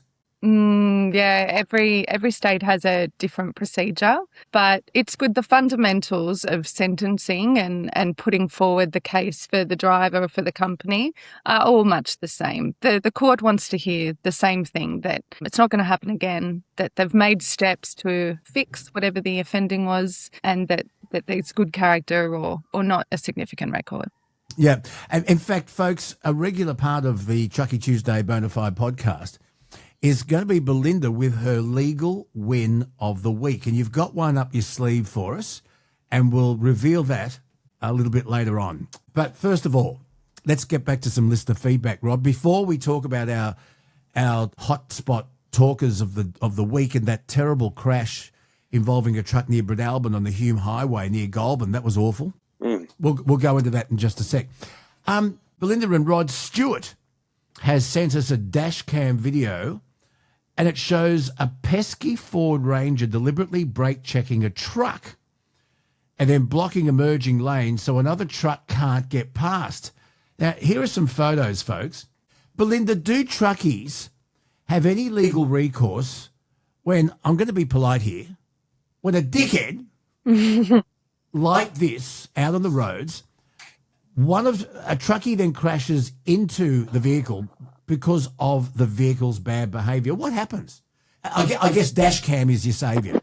It so is. I mean, that's negligent driving. Negligent driving is departing from the standard of care of an ordinary and reasonable driver. And so if somebody is brake checking a truck in that way, that's negligent driving, and it should be reported to the police. Yeah, but dash cam is your saviour, Rod. Oh, absolutely. And look, so many people have said, I wish I had one, something's happened, and then they go and buy one, and of course it's too late. I did have a mate the other day ring me about an incident, and of course they record, and generally they only retain into memory an incident where there has been a severe braking application or something like that. They have a sensor in them, and of course this hasn't involved something like that. And I said, well, mate, you've got a dash cam? Yeah. Did you record it? Silence. Oh, bugger. No. So sometimes there's a button you can push and it will retain the last few minutes sort of thing so that you have that footage, because otherwise it becomes he said, she said. Yeah. Belinda, another partner here on the Bonafide podcast is James Ward, who is the content director for drive.com.au, and they have a fantastic website, the television show on Channel 9. We were discussing the pros and cons of dash cams, and both our cars have got them. I got them straight away. They are recording the whole time, but they both have what's called Sentinel, which means if somebody gets within a metre of the cars, it starts recording. So if someone hits you or a shopping trolley hits you, it's all there, and the front one goes 180, the back one goes 180. We're covered. And I said to James, well, surely people like us that have these dash cams, and they're not cheap. The one I got wasn't, but they can be. But surely we should get cheaper insurance premiums. He said it's not the case. Do you reckon that's unfair? Is it a bit like having security cameras at your home? A lot of insurance companies don't give you a cheaper premium because you've got security cameras. Yeah, I mean, you're making a significant investment. I mean, good dash cam, front and rear, you're spending, about $1,000. That absolutely, I think, should be recognised in the premium, because you're going to be able to produce the footage to show where the liability falls. Exactly. Not going to have that battle back and forward, and it's going to save on legal costs. So that makes perfect sense to me. Rod, do the trucking companies or the owner-drivers get cheaper insurance premiums if they've gone to great lengths and expense? I believe it depends on the system that you have and the insurer, of course. So there's one thing to go and buy your $50 dash cam that lasts for about 3 weeks and then fails. It's another to have a proprietary system with cameras down both sides and one on the rear, and the fact that, if you've got the whole fleet done with it, well, then you're talking serious money there.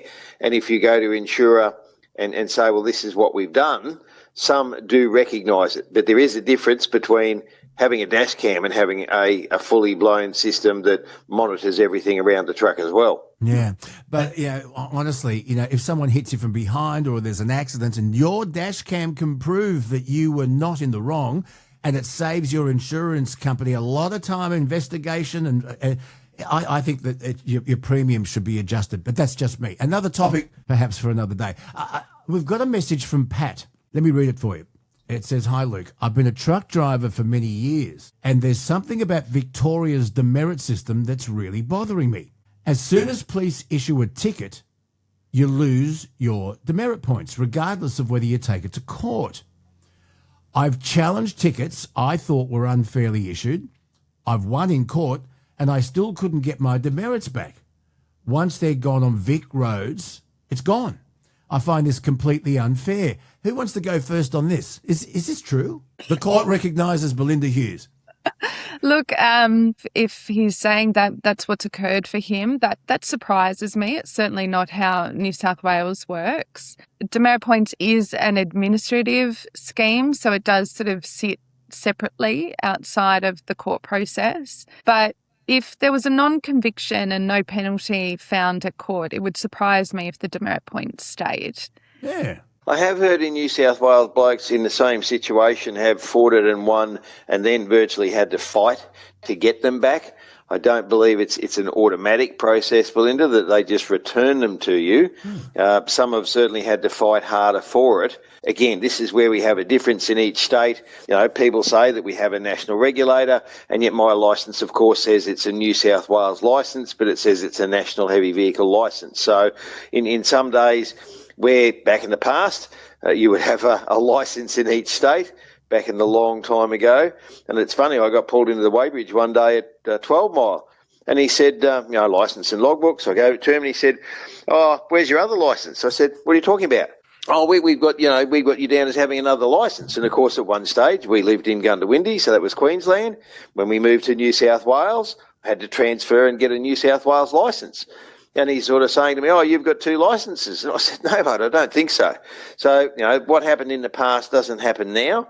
The system still works individually in the states, but there is talk that at some stage we will actually have a national heavy vehicle licence, and no matter where you get caught, those points will accrue. Whereas my understanding at the moment is, and we've certainly had blokes who have got a number of points accrued in, for example, Queensland, and they've been told, "Well, you're not entitled to drive in Queensland because you've exceeded your points here, but then you can still work in New South Wales." And as far as I know, that's still the case, Belinda. That's right.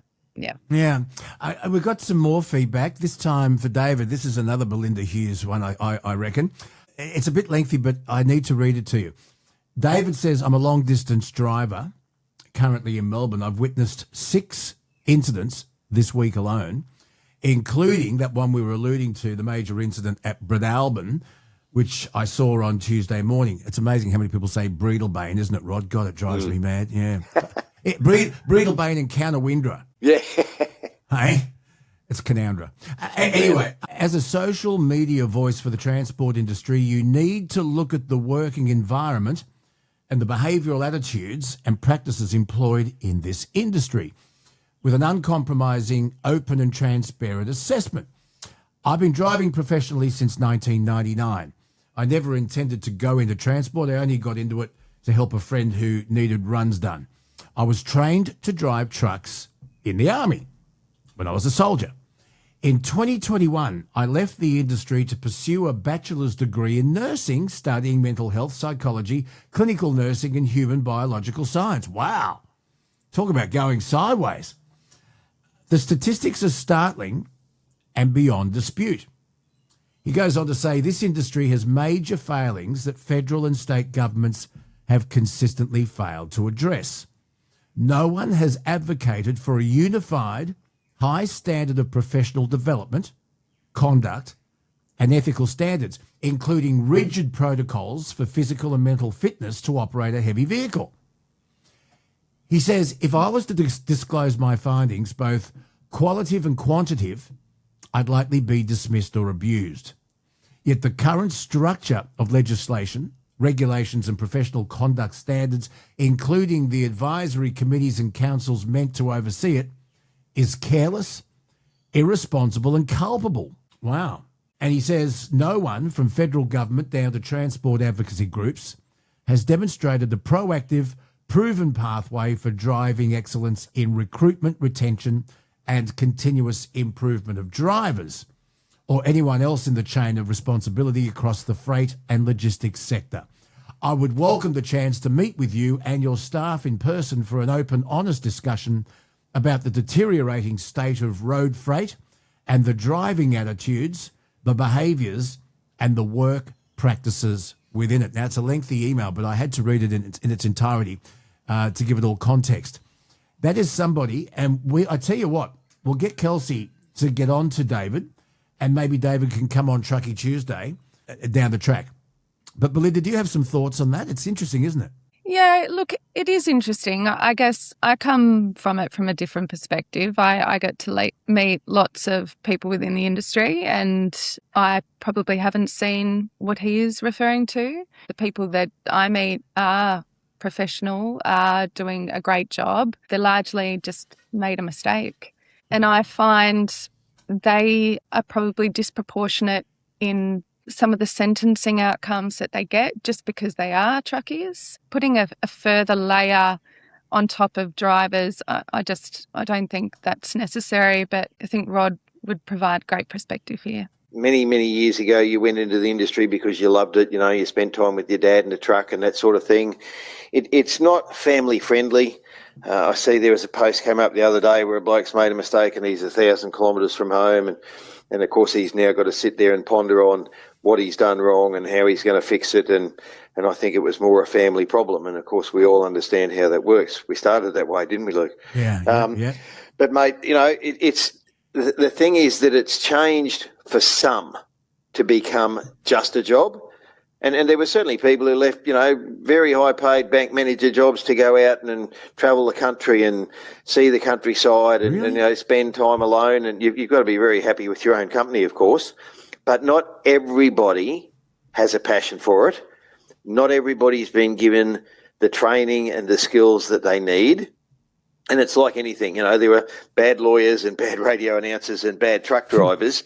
And how do we bridge the gap to those that are so passionate that they do anything to help anybody and really spend their time trying to make the industry better and safer, to someone who thinks it's just a job and I'm just going to drive and you get out of my way. And that's the problem. We have such a big gap. And then the industry is so diverse, Luke. Like in lawyers, yes, you have different areas of expertise, etc., but it's all about the law. Whereas in our industry, you've got mud carters and turd herders and tanker wankers and all the rest. And then, of course, every one of those wants something different. They operate slightly differently, their hours and their operation, and everything is so diverse that to have one simple set of rules that makes everybody capable and safe is very difficult. And, of course, when you sit there and you spend all that time in the truck and you see both sides, you see somebody doing something stupid and you think, well, why wasn't he better trained? Why doesn't he understand? Or then you see someone that ends up in that situation, like Belinda says, because they've simply made a mistake and they're hung out to dry for it. And, look, it's been one of the problems with the industry over the years. I really don't know how to solve it, but it is a bit about attitude. And I'm sure that Belinda will agree that, you go to court with the right attitude, it has a bearing on it. You do your job with the right attitude, but then it could be a bad day. You kicked your toe or something happened at home and you try and carry that. And it's easy to say you should not let those things affect you, but we are all human. And certainly sometimes the law, I don't think, reflects that.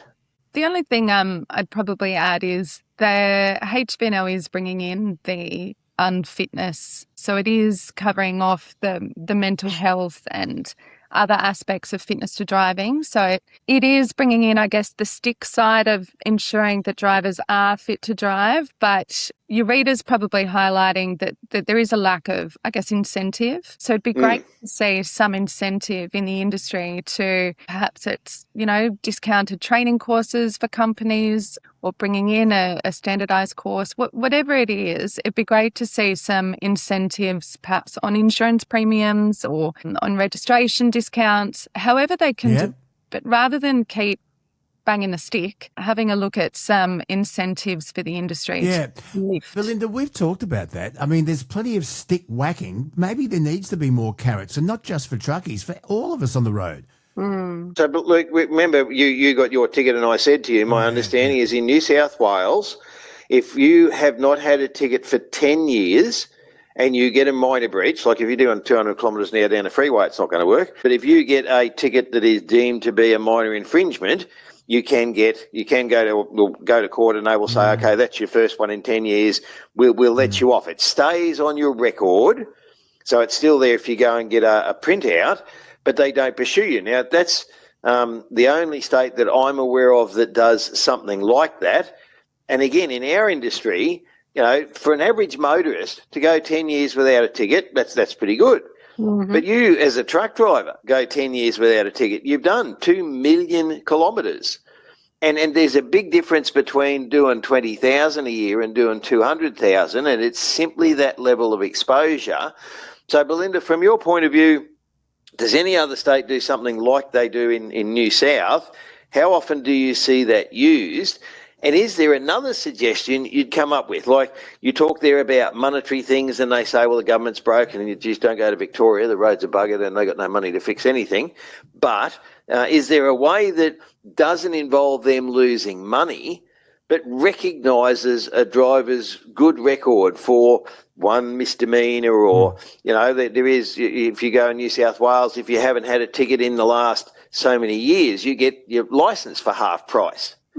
So that's just another simple one. But geez, everybody says, like you do, there is virtually no carrot. There is no recognition. At one stage, I think New South Police were giving away McDonald burgers, McDonald vouchers on the side of the road if you'd been a good bloke. Adding to the health and weight problems of truckies. That's just Belinda, I was done, and honestly, I was so disappointed in myself because I had my full license, zero demerits, absolutely proud of that for nearly 20 years. And I got done doing 45 in a school zone, 40, and the school was my old school, Narrabeen High. I mean, I know the school's there. I know the lights were flashing, and I got caught doing 45 in a 40 zone. And Rod is saying I should have challenged it. Look, if I were done, I'm done. And it wasn't the monetary fine; it was the fact I was so disappointed that I'd had some demerits now. Anyway, going to court's a big deal, though, and it's a day out of your life. I think what you might be referring to is writing into revenue, and you ask for a review because you've got such a good record. Now, a lot of people previously were successful with that, but what I'm seeing lately, even with an excellent record with professional drivers, so they're the ones doing that 200,000 kilometres a year for 30 years, so excellent record. They're finding that even if it's a seatbelt offence, it's too serious and the fine is standing. So then the only option is to go to court. In my experience, most judges will give you one opportunity. I always say you get out of jail. You get the right judge. Yeah, you do. You know, a UHF isn't just an accessory. It's a lifeline. It's exactly why I'm stoked to have GME on the Bonafide podcast. They're the only Australian manufacturer of UHF CB radios and emergency beacons, operating right out of a purpose-built HQ in Sydney. You want to know how many locals they keep in steady work? 250. And the gear they build doesn't just keep the Bonafide family safe on the road. It's engineered specifically to handle the bull dust, the corrugations, and the longest hauls you can throw at it. If you love Truckie Tuesday, back the brand that backs us. Head over to gme.net.au. That's gme.net.au. Links are in the description. Let's get back to the chat. Speaking of major issues, we talked about this. A man died after that crash on the Hume Highway last week, Bredalbin, about 32 k's southwest of Goulburn. It happened just after 4 a.m. New South Wales police say a road train and a B-double truck were involved in the crash. It temporarily closed the main road route between Sydney and Melbourne. Police said the driver of the B-double truck died at the scene. It's a terrible story. A report's being prepared for the coroner. Rod, what more do you know about this? Mate, initially they said that the other driver was unaccounted for, so that means that they didn't know what had happened and, the possibility he'd got away or got out of the way or something like that. But yes, it was reported afterwards that he had been killed in the accident. The other driver was 32 and was taken away for testing but survived. Mate, and of course it's virtually in the same spot as we had that big inferno a few weeks ago. Yeah. Don't know what happened. Again, the only people that do are those that were there at the time, and it's a terrible thing to see. What in those incidents, they're going to do an investigation, and one of the things that even the Australian Trucking Association has asked for many years is a proper accident investigation like done with aeroplanes. Now, you can't do it for every single truck crash. That's unrealistic. But to never really look at the whole incident. I see there was at one stage, I think it was a New Zealand TV show where they did a proper accident investigation and they included everything. And when such a thing happens as that, and you've got the road closed and you've got, terrible carnage, they don't go and look back up the road to find the dip that was 50 metres before an incident. They don't find a broken shoulder. I don't think they look at those things at the time. And then, of course, weeks later, it's too late. And I just wonder, back when I actually did a graduate certificate in road safety, and one of the things were that when you add up the causes of a crash, and it's not an accident, often things could have changed. If you add up that this, was worth 10% and this was worth 20% and this was worth 50%, and it ends up more than 100% because some of those things overlap. And we know that bad roads can be a contributor, but at the time, is that considered? And again, I have so much trouble with road authorities where you ring them and say, well, there's this road and it's got a big dip in it. Is it broken? No. Well, if it's not broken, it's not a problem. Well, I say, yes, it is a problem because it's a big dip and, it could create a failure in the truck, a mechanical failure 100 kilometres down the road or 1,000. And getting them fixed when the road's not broken is hard.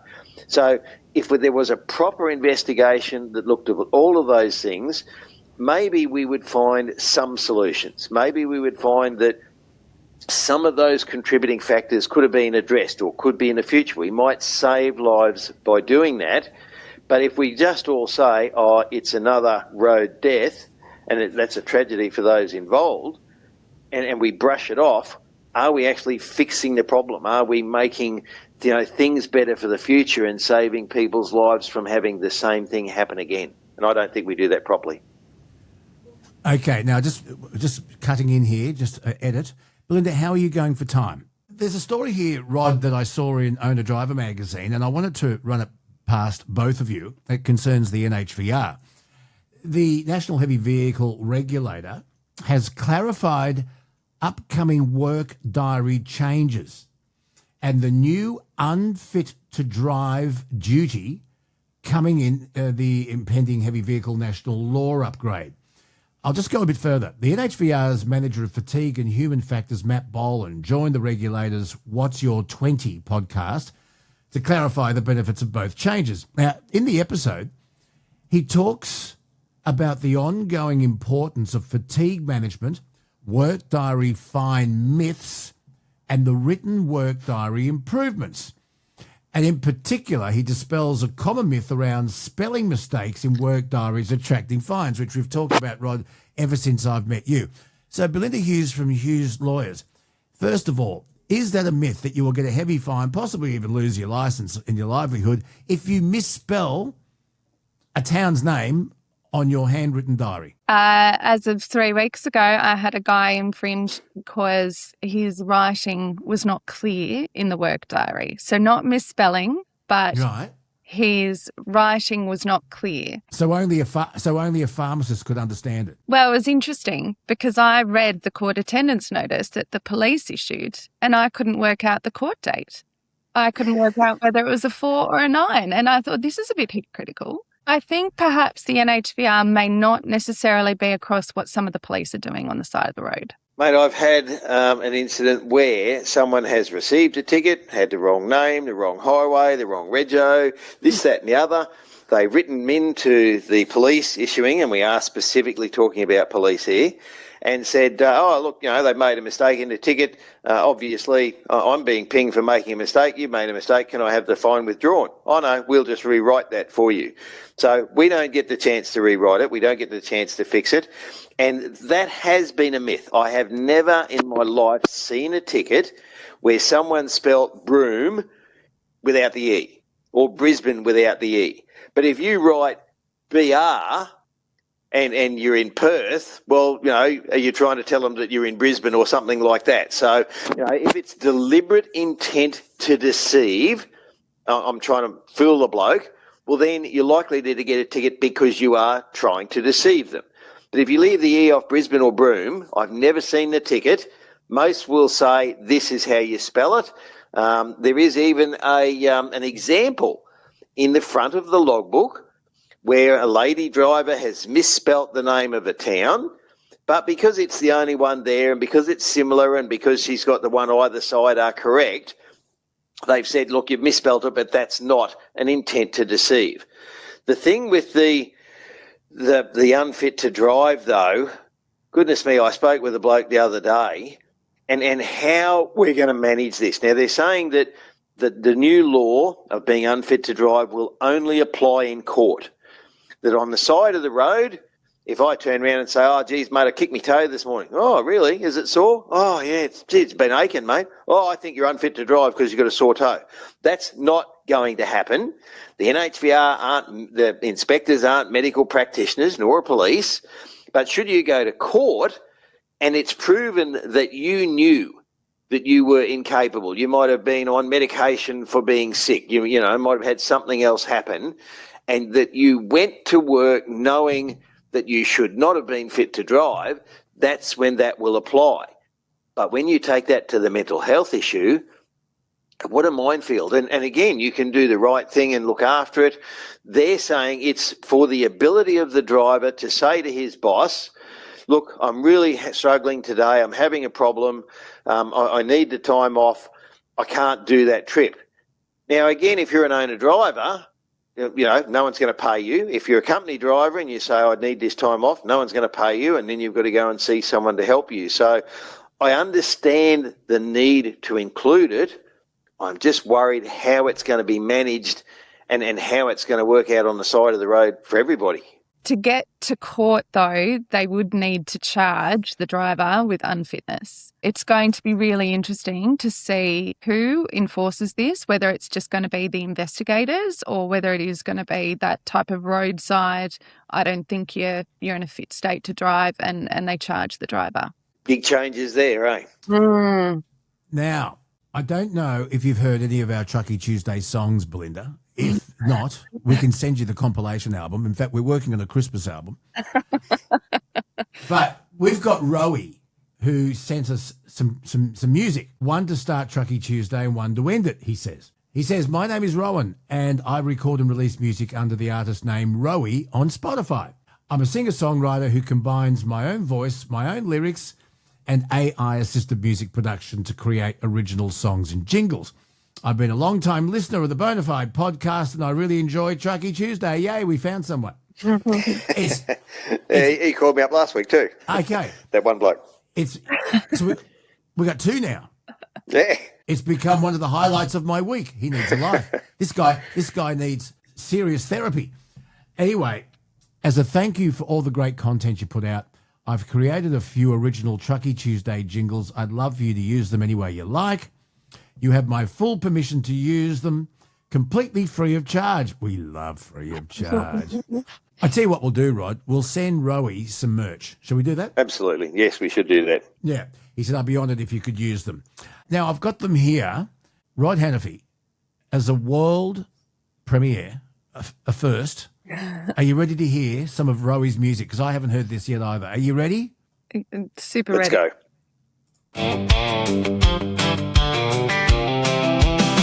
Well, that's the show. The stories are spent. The coffee's gone lukewarm and so has the tent. Luke's wrestled the microphone. Rod's out chasing a snack. The truckies are rolling with one eye on the map. So kick the tires, check the load. Take it easy, don't straddle the road. We'll catch you next Tuesday. Same place, same time. Until then, keep the shiny side up and the dirty side down. Why? That's good.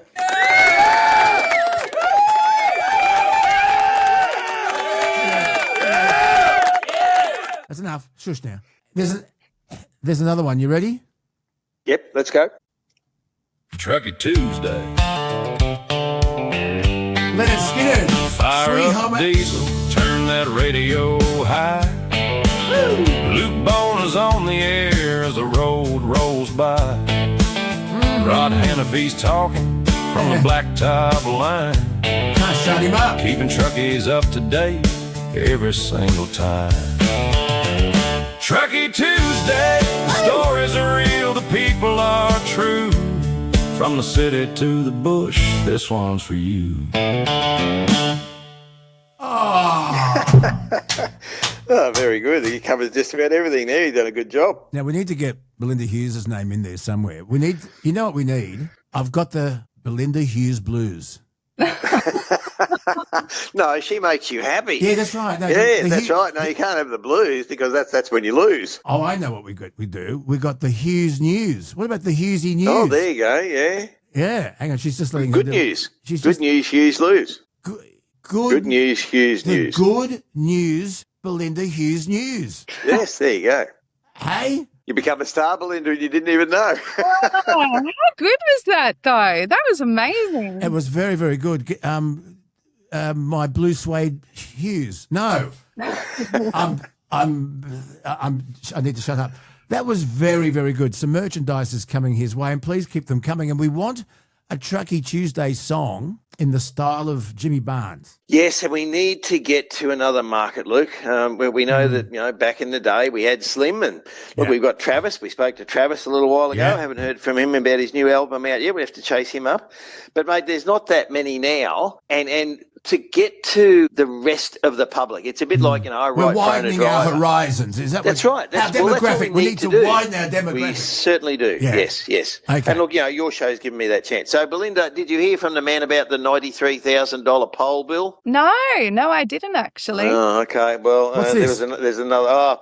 Man rang me. Was working for a company. That company went broke. He was involved in an accident while he was there, and now 18 months on, that company's gone, and he's received a bill for $93,000 for a pole that he knocked down. So he was a bit concerned at the time. I suggested he get in contact with you, and then I had another bloke during the week with another problem. So that'll be another one that you'll hear from hopefully soon. Yeah, okay, thank you. Okay, yeah. All righty. Rod, we are going to be at the Casino Truck Show from the 30th for a couple of days. Belinda Hughes, where are you? What's your? Have you got a note? What's the story? Why can't you come to Casino? You know what we're going to do? We're going to do a live Truckie Tuesday on a Saturday podcast, and we're going to have a panel. And then Rod and I are on stage. We're presenting prizes of some description, Rod. Yes, on the Sunday for the awards for all the trucks from the show. And we're going to have a lot of fun. So the Casino Truck Show, it's coming up. Now it's time for the Belinda Hughes good news. Belinda Hughes, with so many years of experience, as I said, a prosecutor, you were a police officer. Now you defend people in court, truckies. Such a wealth of experience. And so much integrity and you prepare your clients. You have skilled strategic representation on hand, ready to go. It's Hughes Lawyers. What's your win of the week? It's not actually this week, so excuse the not this week one, but it was a few weeks ago. But I thought that's all right. Really important case. So the NHBR have a strategy now with companies that if they find they're repeating the offence, rather than issuing a ticket, so it's just a minor breach, so a ticket should have been issued roadside or posted out. And rather than issuing a ticket, they're issuing a can, so sending the company to court. So this particular company engaged me. It was a $411 ticket that they should have got roadside. They would have paid the ticket. They ended up having to go to court.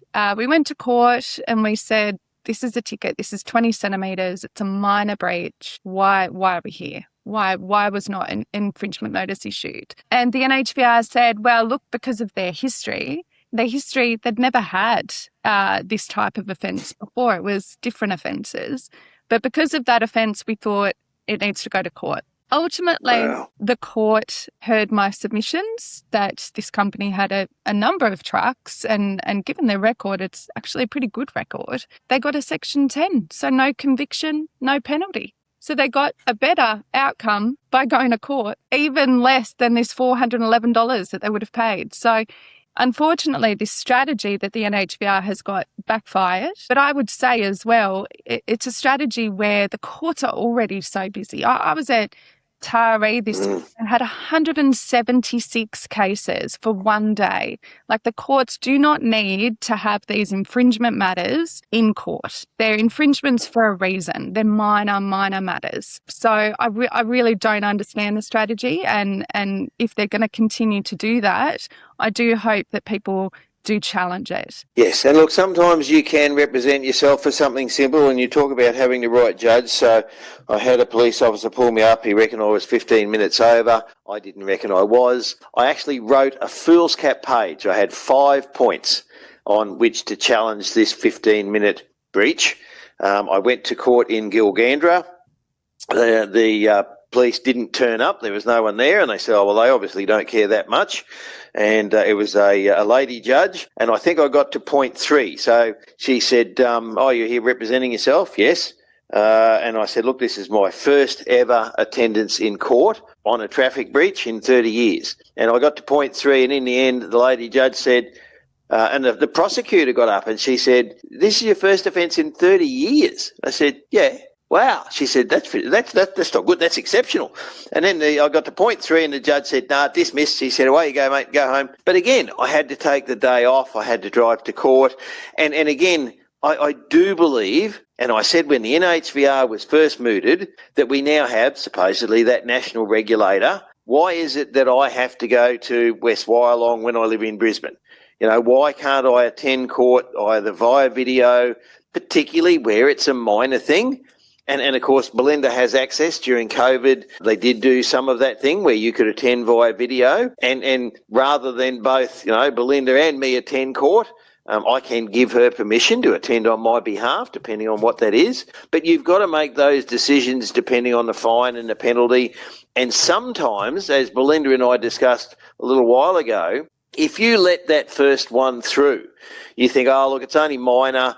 Yeah, it's not that important. I can't really afford to go and attend." And you let that one through, and then something happens in a month's time. Well, you let the last one through. You've got this ticket now. All of a sudden, you're saying, "Well, geez, you've got 2 offences, and the next one's going to ramp it up a bit more." They're going to look at your record and say, "Well, you didn't fight this one, and here's another one, so you must be a bad bloke." So it is about perception. I don't know how we get judges to have empathy all the time. But I certainly hope, Belinda, that those that you have helped recognise that help. It is something specialised. So many times I'm sure you've seen the event after where they've gone and got their friend who's a lawyer or something but doesn't understand transport to represent them.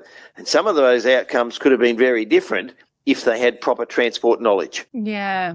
I have to say there was a really good judge this week up at Tamworth who acknowledged what the industry is facing and said that in his decision. Ultimately, our client was the penalty was dismissed and there was no fine. But during that, he said, "I understand the pressures the industry is facing. They're quite extraordinary at the moment." And we, as specialising in transport law, felt that that was a very good acknowledgement for the industry. There's not many that do acknowledge, and so I thought that was worth a call out. Hughes Law. How do we find you? You can either just give me a buzz on my mobile or just send us an email. 0422 388 370. If you want to do the self-represent, I'm happy to give you some guidance as well. Just give me a buzz. I'll talk you through it. I'll spend 15 minutes for free just talking you through what the process looks like, because I do think there's a lot out there that could be challenged. And there is availability. I have clients all around Australia and sometimes they do dial in because we appreciate like a day off work. That's a lot of money. So we do try, and the court is fairly flexible in allowing that in most cases. Okay, so just look up Hughes Law, Belinda Hughes, Hughes Law, or the number is? 0422 0422 388 388 370 370 Hughes Law. There you go. It's so good to have you on, Belinda. We'll look forward to your win of the week next week. And we're very disappointed you can't be at casino. I think that's just pretty bad. Sorry about that, Luke. As you know, I'm working with the Livestock Association that weekend. You are. You've got a very good excuse. We want to see. You're working with the turd herders. Is that right, Rod? Yes, and I was actually talking to Beck from the Livestock and Bulk Carriers Association during the week. She was saying that she was a little bit concerned that we might not be ready for this new law, and maybe there's a possible delay would help. Well, explain it. Because of course, as of the 1st of August, HVNL 2 becomes law. Now, not everybody has to transition on the day, Luke. That wouldn't work. If you've had an audit in your company, then you continue with what you have now until your next audit. You can also get an extension. So they're saying virtually there will be a 3-year transition period, and both systems will operate side by side. And one of the NHVR officers said, well, imagine that. We've got to deal with both sets of rules. So if you've got current BFM, if you've got AFM, all of those things, they carry through as they are until your company gets their SMS, Safety Management System, submitted and approved and goes on to the new system. And that's where, like these increased penalties, they actually come in from the 1st of August, and yet we've already had people threatened with them. So as of the 1st of August, if you're driving along, nothing is really going to change unless you've implemented an SMS and then you operate under the new law, or until such times as your company gets one of those, you operate under the law as it stands now. So they're trying to do a hell of a lot in, some say, a short period. It is a big transition. There's a lot of companies who are probably not really aware of what the implications will be and how they're going to deal with it.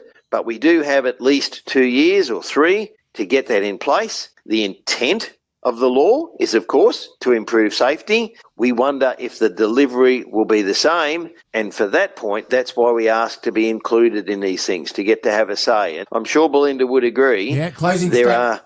Yeah. Closing statements, please, from the defence. Belinda would agree that a lot of the time, the drivers simply trying to do their job. They don't go to work to break the law. And yet most of the factors that affect what I do are out of my control. Where you get loaded, how you get held up, the delays, the truck in front ran late, the traffic's buggered up, and you're trying to do the right thing and you have a plan and you aim to do that. But so many things out of my control affect that. And then, of course, we're sharing the road with people who aren't taught to share it with us, and they make a mistake. And unfortunately, in the press, sometimes we still get the blame when they call it a truck accident, which implies guilt, instead of an accident involving a truck. Closing statements from the defence. It's interesting because I think the HVNL changes, a lot of focus has been on the accreditation piece with the safety management system and that as well as the fines being increased. But the other aspect that actually isn't really talked about is the fact that from the 1st of August, the NHVR can issue an improvement notice on a company now, and it's not the end of the matter. So previously and currently, the NHVR would issue an improvement notice as a final outcome. So this is it, improve your systems, that's the end of the matter. You cannot prosecute if an improvement notice has been issued. That's now changed. So what I expect we'll see is a significant change in their enforcement approach following major investigations. So I expect now they'll follow more of a model like WorkSafe, where they go in, they issue improvement notices at the beginning, telling you you've got to fix this or change that, and then they will investigate for the purposes of prosecuting. So there you are. We've covered a bit of ground today. Thank you so much, Rocket Rod. You drive. Where are you off to? Mate, I'm leaving tomorrow to go to Sydney and then to Aramac in central Queensland. So the road up there is a bit on the narrow side, mate. All righty. Well, look, you take care. Drive carefully. And we'll talk again next week. Belinda Hughes, Hughes Law. We'll have your win of the week next week. And thank you for appearing here on Bonafide Pro Bono. Yes. Thanks, Luke. Thank you. See ya. 0422 388 370 Hughes Law. If you need unbelievable representation, Belinda is the person for you. Thanks, folks. Shall we finish with a bit more of Rowan? Absolutely. Come on, Rowie. Let's go. Safe travelling to all. Thanks, Belinda. See you, bud. Well, that's the show. The stories are spent. The coffee's gone lukewarm and so has the tent. Luke's wrestled the microphone. Rod's out chasing a snack. The truckies are rolling with one eye on the map. So kick the tires, check the load. Take it easy, don't straddle the road. We'll catch you next Tuesday. Same place, same time. Until then, keep the shiny side up and the dirty side down. Thank you so much for your attendance today on the Bonafide Podcast, episode 126. Please get in touch with us. Give us your feedback. Give us some input. And share and like and thumbs and do whatever it is you do. I'm not even going to... That's good enough. That's good enough. Keep it... Okay. Thought for the day, Kelsey. I've made a decision. It's a life decision. I'm going to try when it comes to you to stop being patronising. Kelsey, patronising. It means when you talk down to someone. Goodbye.